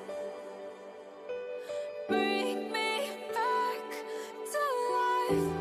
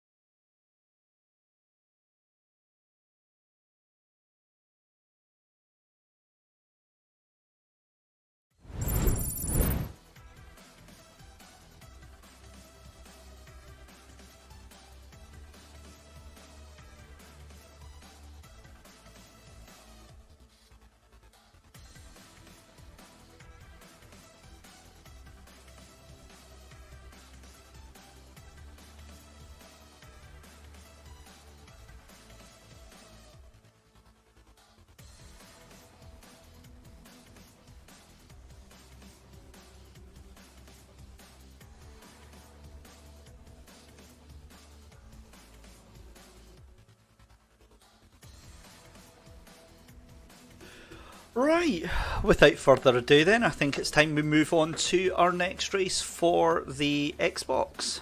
And yeah, this is going to be a good one. Really looking forward to this. Heat number 2 is coming up next, and qualifying server is just getting itself started up, so we'll join them as soon as we possibly can. You can see there though, Steve Sadler, John Proctor, Angus Scrivener, Chloe Grant, John Duncan, Callum Reid, John Glover, Aidan Wilson, Tony Logie and James Black are the drivers out there just now. And you can see at the bottom there, huge thanks to our partners for this event: Torque Racewear, Not Kill Racing Circuit, SMTA and Track Scotland. And a nice deep breath. So chat, who are we going for? Who have we got in this race? Let me know. I want to hear who you are here supporting. And as always, 3 cars are going to go through to Sunday's final. The top 3 drivers will go through to the final on Sunday. Let's have a look who we've got on this list then. So we've got Chloe Grant, who was a late entry into the Spring Championship. Incredibly talented young karter. She is going to be one to watch. We finally did get I Am JD Bear, John Duncan out there. I'd love to say he's a young man, but well, he's, yeah. Anyway, moving on. Aidan Wilson was, yeah, devastating, absolutely devastatingly fast in the Spring Championship, so will be good to see what he can do out there on the track.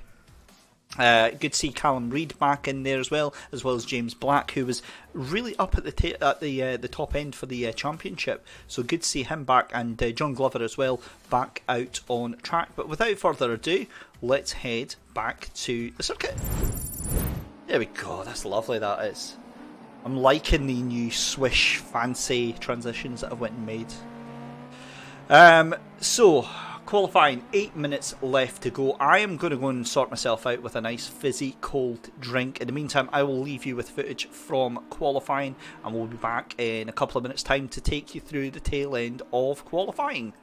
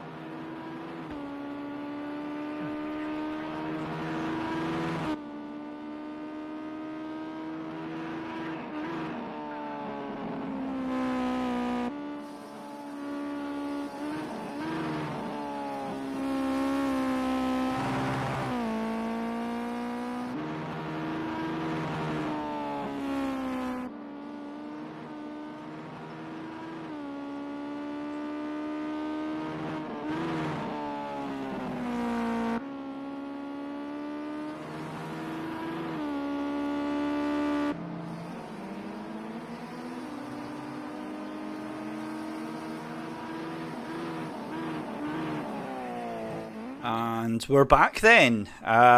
Edward Porter, I wish, mate. I wish. We're calming down on the beer during these lockdown conditions. I've got a nice fizzy cold glass of cola. So 10 drivers taking part in this qualifying session, and it's great to see that we've had a full capacity of 60 drivers entered for this championship, and that's who we have had. Let's have a look at who is on pole at the moment, because it looks like it's Tony Logie with a 53.762. That is a blisteringly fast lap there from Tony Logie, brand new to the SMRC eSports world, and great to have him. And that is going to give Ian Wilson a run for his money as well. John Duncan in third place with a 55.280, and we're really seeing some spread out times here now, because that is about a second and a half from first to third place. So fantastic effort there from Tony Logie. Brilliant lap there. And we'll have to see how this is going to develop, because we've got 3.5 minutes left to go in the session.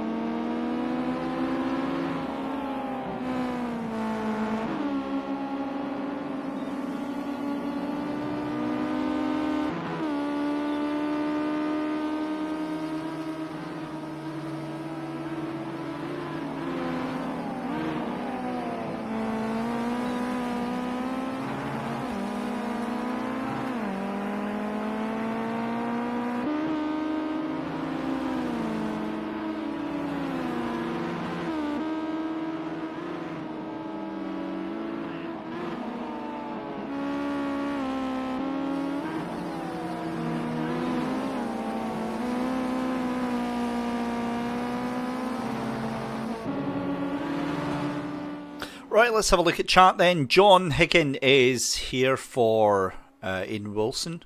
I've got no idea why my voice is warbling right now. Excuse me. There we go. Professionalism. Where is AJW Trophy? Right, that is a question that we actually addressed, or I addressed on one of my threads today.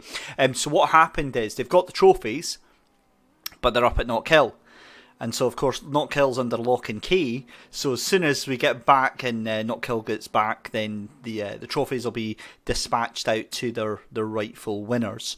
Ross Dunn, let's see, great racing in Xbox Heat 1. Shame about time penalties. Well done to the top three. Yep, that is always going to be a bone of contention. The thing with the time penalties is because this is a paid event. So we want to do as much as we can to discourage any sort of corner cutting or argy-bargy or anything like that. So, you know, we'll do as much as we can, as Tony decided to go a very, very, very wide way round the chicane there. But 1 minute 40 left in the session.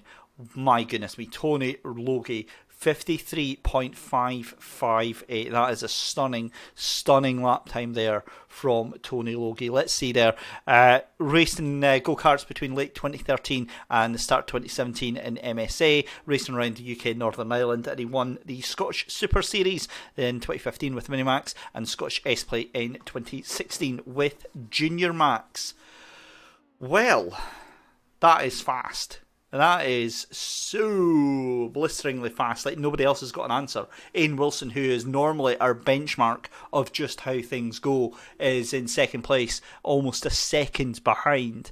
And then in third place, we have got Angus Scrivener. Now, that means that John Duncan has been pushed all the way down into sixth place. So Cormac, what happens, again, because this is a paid championship now, drivers can put in... they can put in protests. So they can submit a protest to the Clark team here at SMRC, admin at smrc.co.uk. They can give us the details about the incident. We'll then go and have a look at that. And where things need to be done, they will be done. We had drivers, although it was supposed to be a fun championship in the spring championship, we ended up having drivers that were disqualified from the entire championship after the first round. So obviously we have to give everyone the chance to race, but if they can't race fairly, then things get dealt with. So that's what will be encouraged. If anybody has an issue, get us emailed. We do have a form, but I want to make sure that it'll be emailed out to the drivers rather than anything else. So if I post it on chat, I know some of you can't be trusted with web forms and not putting in rude things. Yeah, Andrew Gilman, I can completely understand that one. It's very, very frustrating when things do happen. Edwards, we know you can't be trusted with any forms. Yes, that's exactly who I'm talking about. But here we go. Qualifying is over. It is Tony Logie then in pole position from Ian Wilson. We've then got Angus Scrivener in third place from that is James Black. In fifth place is Callum Reid. Sixth place is John Duncan. And then seventh place is going to be John Glover, with eighth place going to Chloe Grant, who might make a difference here. She's on her final lap just now, comes across the line. And let's see, it's going to hold us in suspense here. Chloe Grant doesn't improve. Ninth place then is going to be Invested Wall, that's John Proctor. And then at the back of the grid, Steve Sadler. Oh, Edwards, you know, we in chat, we collectively, we love you, buddy. Don't you worry about that.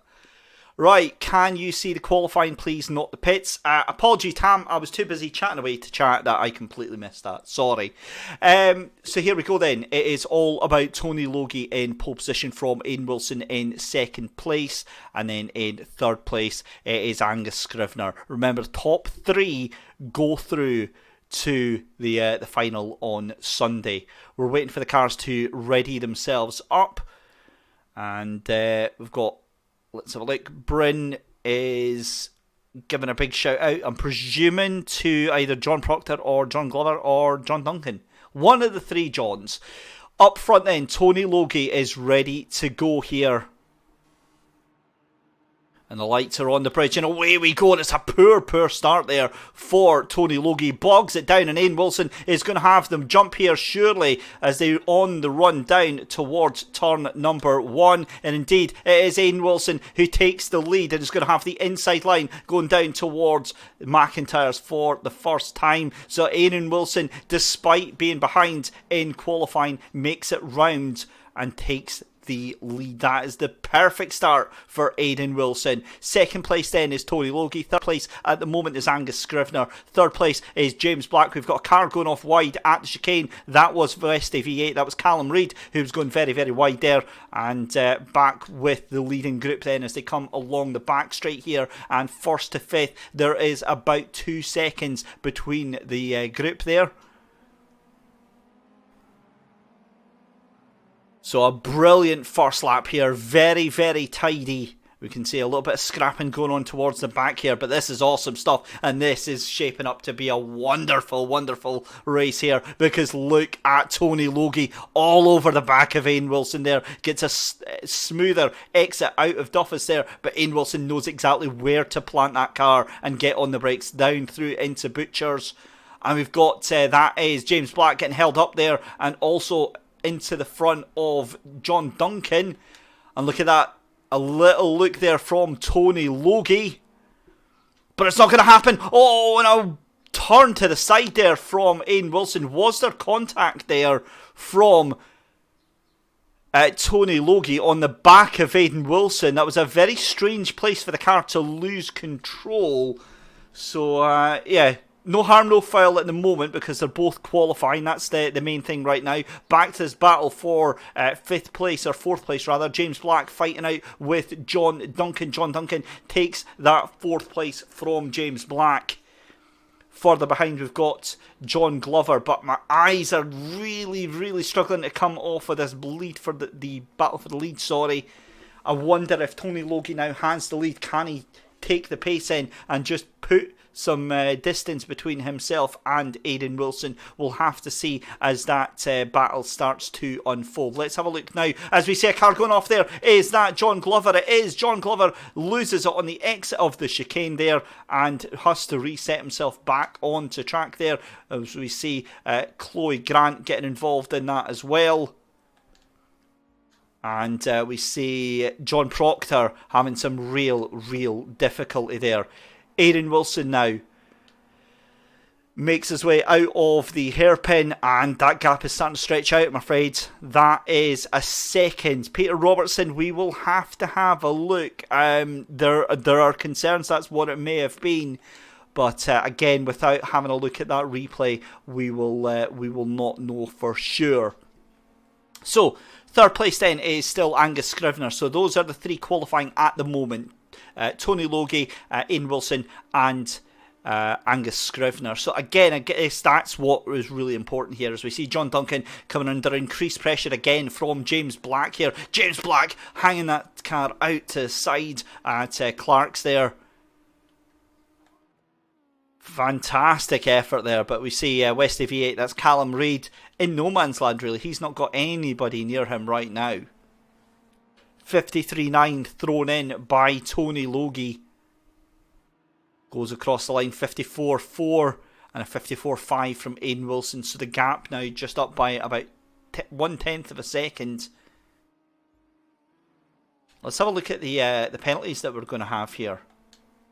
So at the moment then, it's John Duncan and James Black who have both got 1 second time penalties. John Glover has a 1 second time penalty, as does Chloe Grant as well. She's got a 2 second time penalty actually for her.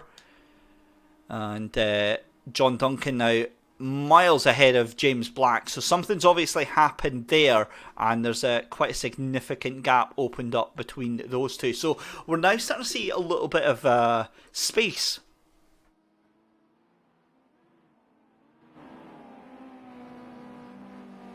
Just turn the environmental noise up a little bit. We're starting to see a little bit of space now opening up between these cars. We haven't really seen that in any of the previous rounds. So yeah, it's great to see that the leaders are all on par with each other. They're all doing 54s to 55 second laps, and then it's a real variation down to 57s behind them. So it looks like the top four should be okay, but Angus Scrivener now starting to come under increasing pressure from John Duncan.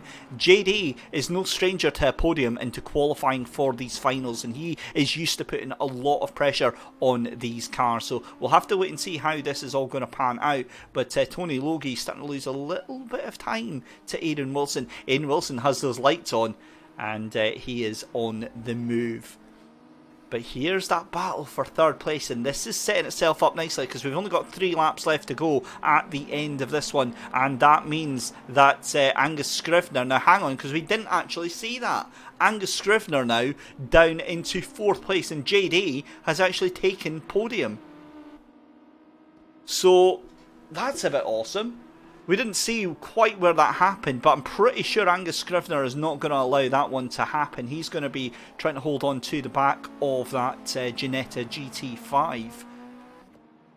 But however, I draw your attention to your leader, who was being the operative word, 2 seconds ahead of Ian Wilson. That gap is now 1.1 second. So there's obviously been a slowdown penalty for your race leader. John Duncan with a time penalty of 2 seconds, and Chloe Grant now up to 4 seconds of penalties on there, and the gap is stretching out very, very rapidly. We've moved back there, and let's have a look here because there's a wild fight going on for third place. JD, John Duncan ahead of Angus Scrivener, and this is a cracking little battle that's going on right now. This is going to go down to the wire because John Duncan is not going to get this place as it stands. Back to the leaders then, and we're already into some lapped traffic. Slowing him down massively as he comes across the line here. Oh my goodness me, this is getting so awkward. Manages to navigate the 2 lapped cars successfully, and Ian Wilson's going to go around the outside, flashes the light to get them out of the way, but they're fighting for position as well. It's 3 cars across the line here on the start finish straight. This is not going to end well. I need to keep my eyes on Aiden. Oh my goodness me, there's contact with one of the lapped cars. He moves to the outside, tries to make his way around. That has cost him significantly with one of the lapped cars there. I think that was Steve Sadler who came a cropper with Aaron Wilson. Now, who was that that's went into the grass there? Was that Chloe Grant? No, it's not. So we've got a car off into the gravel there. Ah, that was John Proctor, who was trying to recover his way around now. So that has cost about 1.5 seconds there. And it's the difficulty, you see, because those two cars were on the same lap and they were fighting each other, but obviously just got in the way of the leaders there. So I can't help thinking that that's going to be looked at after the race as well. However, the attention turns to Tony Logie, who crosses the line to win heat number 2 of the Xbox qualifiers. Ian Wilson qualifies in second place. Third place goes to Angus Scrivener. After all that there, Angus Scrivener takes third place over John Duncan, who had a time penalty. James Black was in third place. Fifth place for James Back.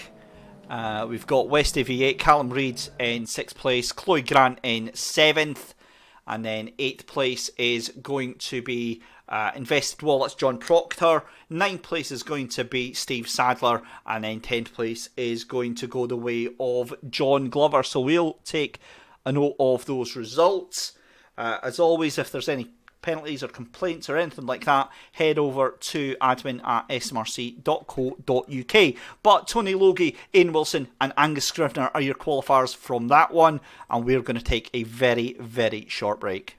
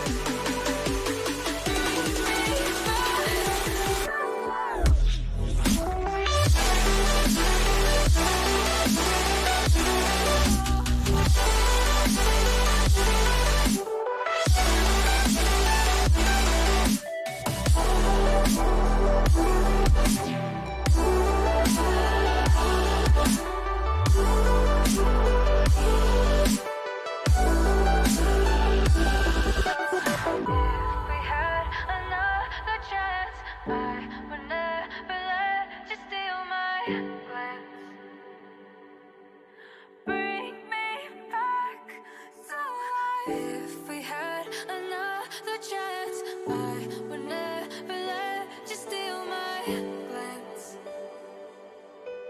Bring me back to life.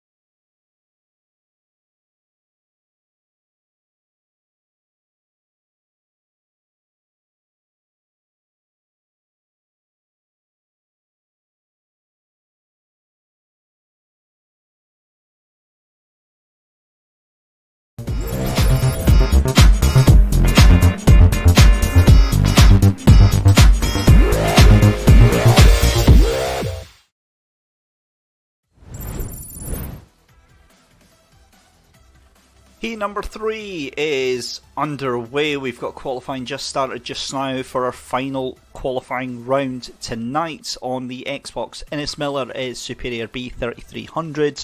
Mark Winus is Inclining Skate 7. Ian Menzies is Tapeable Puma 381.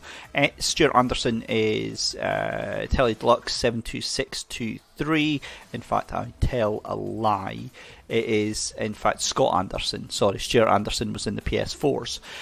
We then have got Andrew Strang is Final Boss Japan. Stuart Winus is Stu Winus 61. Chris Cherry, who we recognise from Superlap Scotland up at Knockhill, is Cherry Racing 806. John Brown's JB2299. Shea Brennan, Javi 4538. And then Cormac Patterson is Agent Zigzag Cormac. We very much look forward to seeing again out on track. So we've got 8.5 minutes left. We'll leave you with some final views of the qualifying, and then when we come back we will take you on the build up to the race.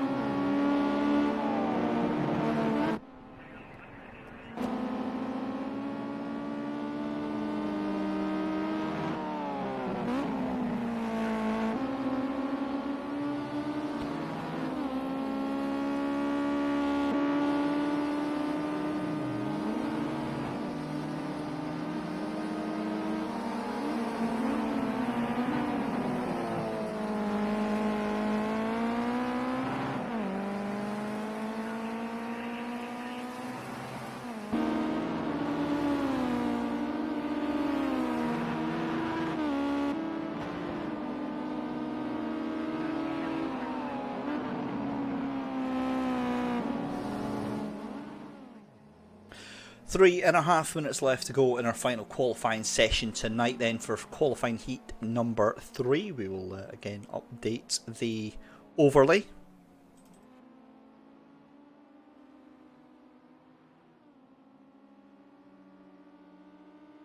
And yeah, obviously not, because I stepped out the room for a second, guys. So come on, tell me, what did I miss? What has... So I'm watching on to Telly Deluxe. So what happened with Scott Anderson? Feel free. You can tell me, guys. It's just me, you, and another 60 people watching the stream, so it's fine. Don't worry. Right, qualifying then. 2.5 minutes left to go. We have got, that is Cormac Patterson up to the top there, 55.260.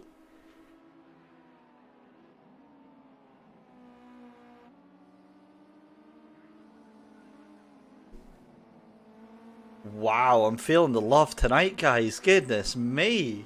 Right, so let's not, there was a car parked on track, right? We will find out who that was, and we will discipline them to within an inch of their life.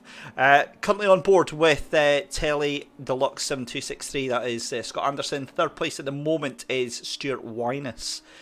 He is on a 55.802. But it is all about Cormac Patterson at the moment. Now, interestingly, fastest time in this group is a 55.2, so not quite into the 54s that we had on previous rounds, but still fast nonetheless. In the top 4, split by just half a second as Cormac Patterson hangs the tail end of that car out very, very wide indeed. 6 cars separated by a second.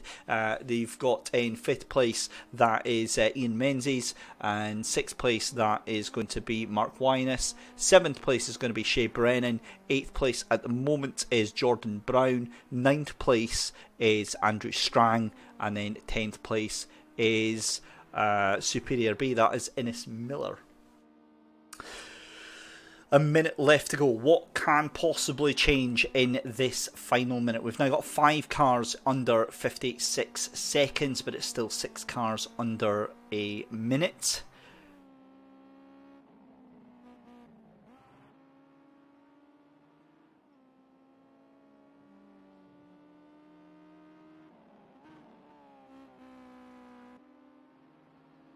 So we see Shea Brennan is the only one outside of that second to the leader, but again making big improvements.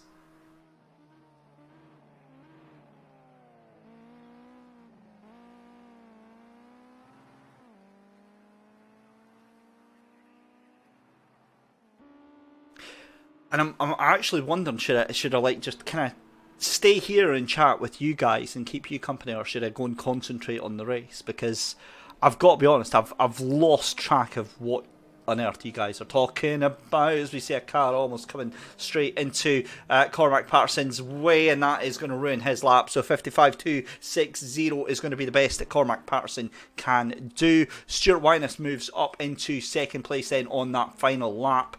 We've then, that bumps down Scott Anderson to 3rd place. It's going to be Chris Cherry up into 4th, and then in 5th place with the lap still coming round, Ian Menzies.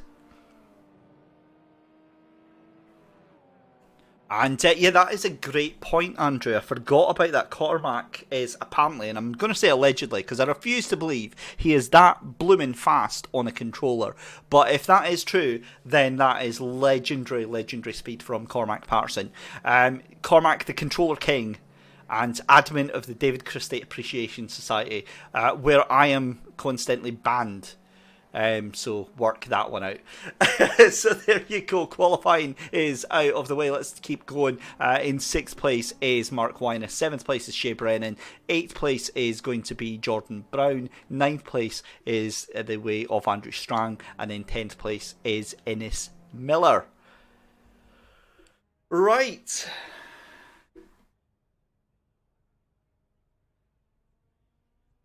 So let's get this underway then. Our final race of the evening is already upon us. 10 cars are going to take to the grids. Can Cormac Patterson convert his pole position to a race win? Because Stuart Wyness and Ian Menzies and Scott Anderson are going to try and do something about it. Don't discount Chris Cherry on the second row of the grid in 4th place as well. He is a very, very fast driver in real life, and it's great to see him on the sim. The lights come on for the final time tonight here at Knockhill, and away we go. It's a decent-ish start for Cormac Patterson. His connection struggles off the line, but look at that. Chris Cherry already up into 3rd place and puts down Scott Anderson into 3rd place. Great move there, up into 3rd for Chris Cherry there. Is he going to make a move further down? We'll soon see, because Stuart Winus has got him all over, and Chris Cherry goes very, very wide on the exit, and there's contact. Chris Cherry comes into contact, and yeah, that is not what you want to see. I'm going to hold my breath because I called that wrong there. That wasn't, in fact, that was actually Scott Anderson. I do apologise to Chris Cherry, because that was actually yeah, that didn't really go down at all. It was actually, right, they've both got green cars, so that's why I got mixed up. Stu Winus.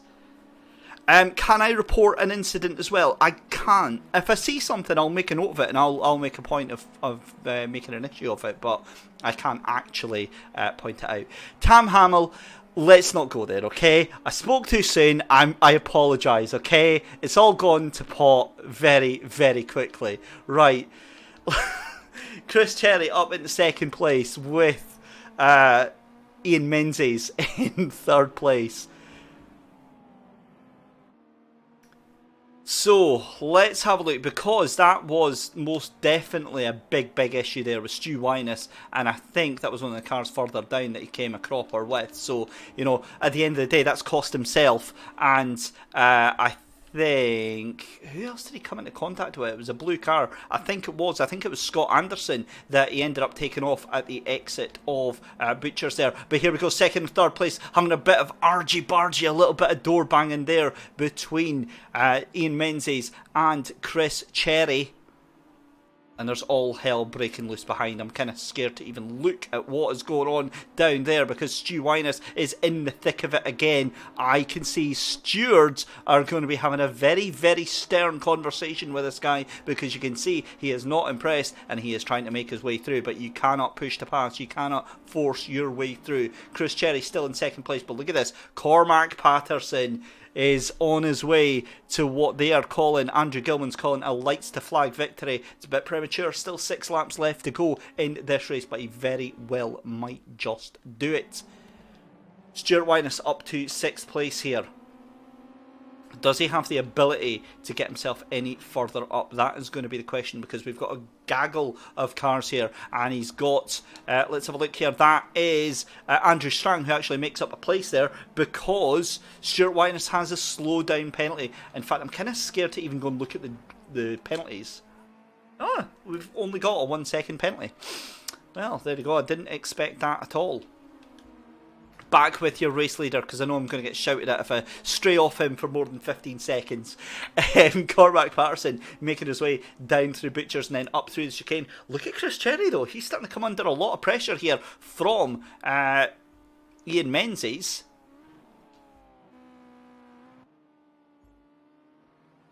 Now that gap, is that coming down quite a lot?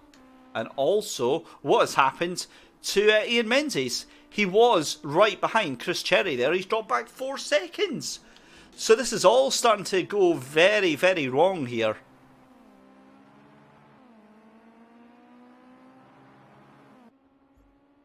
But your top 3 now separated by 6 seconds. And that means that Ian Menzies is going to fall into the clutches of somebody you haven't criminally overlooked just now, Shay Brennan, into a brilliant 4th place.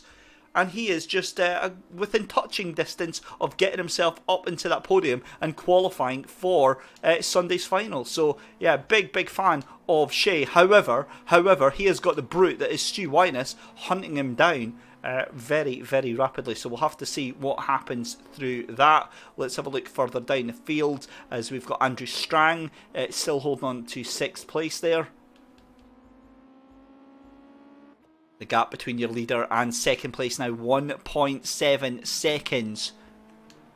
As Chris Cherry trying to bring that gap down, but it's just getting wider and wider and wider.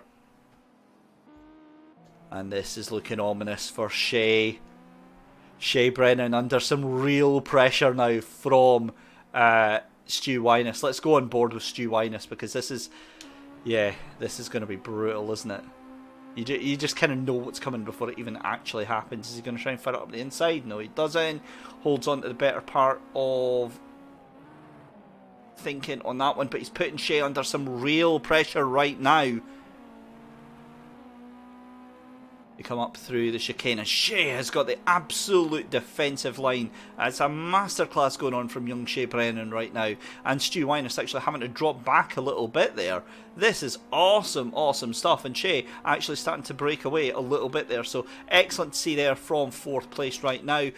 We've got Ian Menzies up in 3rd place, is just 5 seconds ahead of Shea Brennan. So I don't know if what's going to happen through there. In fact, there we go. Shea Brennan now having to hold on to Stu Wyness. They're side by side and rubbing door handles, and this is as close as you possibly can get. Shea has to give up to the side now. Has to give up that position, and that is going to be another position for Stu Wyness now. 3.9 seconds behind. Oh, look at that. I thought, is Shea trying to fight it up the inside? Oh, and there's contact. That's a shame. Neither of the two of them wanting to let go, and that is just silly. Yeah.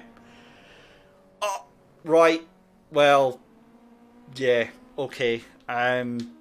I don't think we need to say any more about that. That was absolutely shocking rejoin there from Stu Wyness, and I think that is going to be some severe retribution being handed in the way of the stewards at the end of this. That could have so easily ruined somebody else's race there. I can understand the frustration there, but to take that out via a poor rejoin, and indeed we've got two retirements from the race. I'm really, really disappointed for that.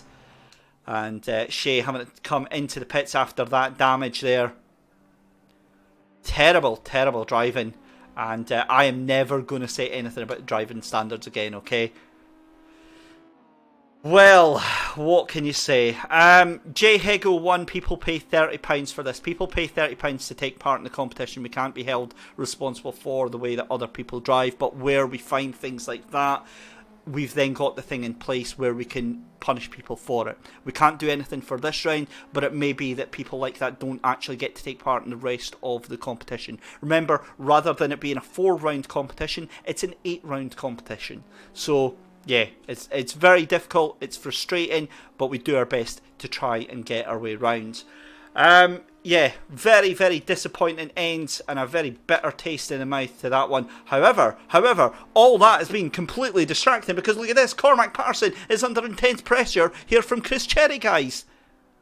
While we were enjoying all of that action, this has now become very, very real indeed. What has happened with this battle for the leads? Cormac Patterson under all sorts of pressures, and I think you've jinxed him. I think you've actually jinxed him there with the thumb cramps. Because that's the only reason I can think of what has happened here. And round the outside, Chris Cherry! What a move! Are you kidding me? Are you actually kidding me? Chris Cherry round the outside, there's more contact here, more door banging. And across the line.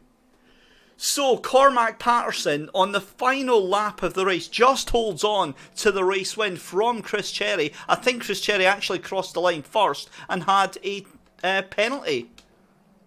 No, he didn't. Just 1 second then. That's very strange. It looked a lot closer on the camera there. But 3rd place is going to go to Ian Menzies. 4th place is going to go the way of Jordan Brown. 5th place for Jordan Brown because he drops back with a time penalty. 4th place then goes to Scott Anderson. It's going to be Shea Brennan down into 6th place there after that very unfortunate incident there with Stuart Wyness. It's going to be 7th place for Andrew Strang and then 8th place for Innes Miller. Well, yeah, I don't know what to say about that, guys. I'm just as disappointed for that race as you guys are there. We'll be saving the replay and we will be having a look into that one. We will have a look through all of the appeals and penalties. Well, Yeah, Aiden, I noticed that, but it didn't show us having a penalty on that. So yeah, J Hig, personally, yeah, I agree. That was some very, very poor driving standards. I think it will be more than a one race incident for that. I think our admin team are going to have fantastic fun trying to deal with that one. We'll save the replay though. Yeah, very, very disappointing. We've got a couple of minutes, so what we can do, guys, actually, we can go over a couple of the replays if you would like. We've got until 9 o'clock tonight, so we'll stay with you. And we'll say thank you very much to everyone that took part in race 3. And yeah, shall we go over that and pick apart what happened both halfway through the race there and at the end? Yeah, it's so disappointing because we had a brilliant night of racing up until we got starting moving over to the Xbox. I think, on the most part though, I think it compared to the Spring Championship and how every single round was dodgem cars, I think we've seen a massive improvement, but I think there's still miles to go.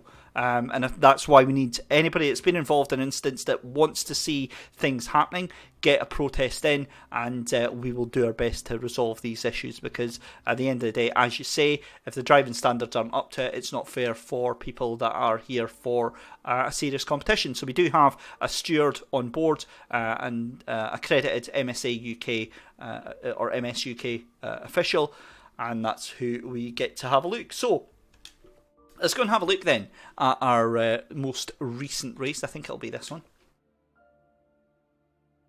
Yeah, Andrew, that's it. It's about coming on in leaps and bounds. Remember, guys, it is an 8-event competition that is happening here. So this is just week 1, and there could be a lot of things happening after this week. So, you know, stick with it. It's definitely, and who knows, after this week some spots might become available. So we do have a reserve list, and if you want to get yourself entered on that, you can also get in touch with us, admin at smrc.co.uk. Wow, need to take a little bit of a breath after that one. So we'll go and have a little look. Scott Anderson, lap 1. Yeah, I think that was Stuart. I really do think that was Stuart Weiner. So let's have a look here. Alright, so we get the start. Scott Anderson was Telly, so I think that's who Scott came in with, because Chris Cherry, we see here, having a really good start. And what we'll do is we'll go on board with Chase. So let's see what happens here. Right, so it's a fairly decent entry in towards turn number 2. Ah, there we go. So what's happened here is McIntyre's, the cars... hang on, Aiden, what are you sending me in Discord? What on earth is going on here? Let's have a look. Aiden. Oh, right, okay. Yeah, that's a very interesting little picture. Aiden Wilson showing me how close he was to the wall after the back markers got involved. So anyway, Stu Winus here, we can see simply clips the curb, car is unsettled, and swings round. No, not again. Ah, right, okay. So that's a very poor rejoin there. Comes back on. Yeah. Guys, look, it's blatantly obvious that's not what we expect. I am not the steward, so I'm in no way able to make any decisions whatsoever. I'm just passing my personal opinion on that, so it's really important to state that. I've got absolutely no say in the judicial process whatsoever. However, yeah, we saw what happened there, and we saw what happened later on in the race as well. So that was fairly clear cut. That alone is significant. So yeah, there we go. Right. In the meantime, guys, let us head back to the home screen, and that is us for tonight. I have been David Christie. I hope you've had a wonderful evening. Admin at smrc.co.uk for all of your complaints. My goodness me, there's going to be some to get through tonight, but as we said, we've saved all of your replays. Now, the SMRC iRacing competition will get underway on Friday, and the latest that I believe is that it's going to be an open practice session on Friday. It was going to be a pre-qualifying event based on the numbers. We've got a nice high number, but it's just inside the maximum that we can run for a race event, so we don't need to hold a pre-qualifying. So I think Friday is going to be open qualifying. I will try and stream it on the Facebook page. It won't be on the YouTube, but we'll try and get a little test stream. I might even jump in. We'll have a little bit of a social, so if you fancy hanging out with us, check us out on Friday, and you can check more of that. But congratulations to everyone that has qualified for tonight. We've got 9 drivers on both platforms, and that will be on Sunday from 6 PM, 6 till 9 PM again on Sunday night. In the meantime, guys, I've been David Christie. Thank you very, very much for watching, and we will see you on Sunday.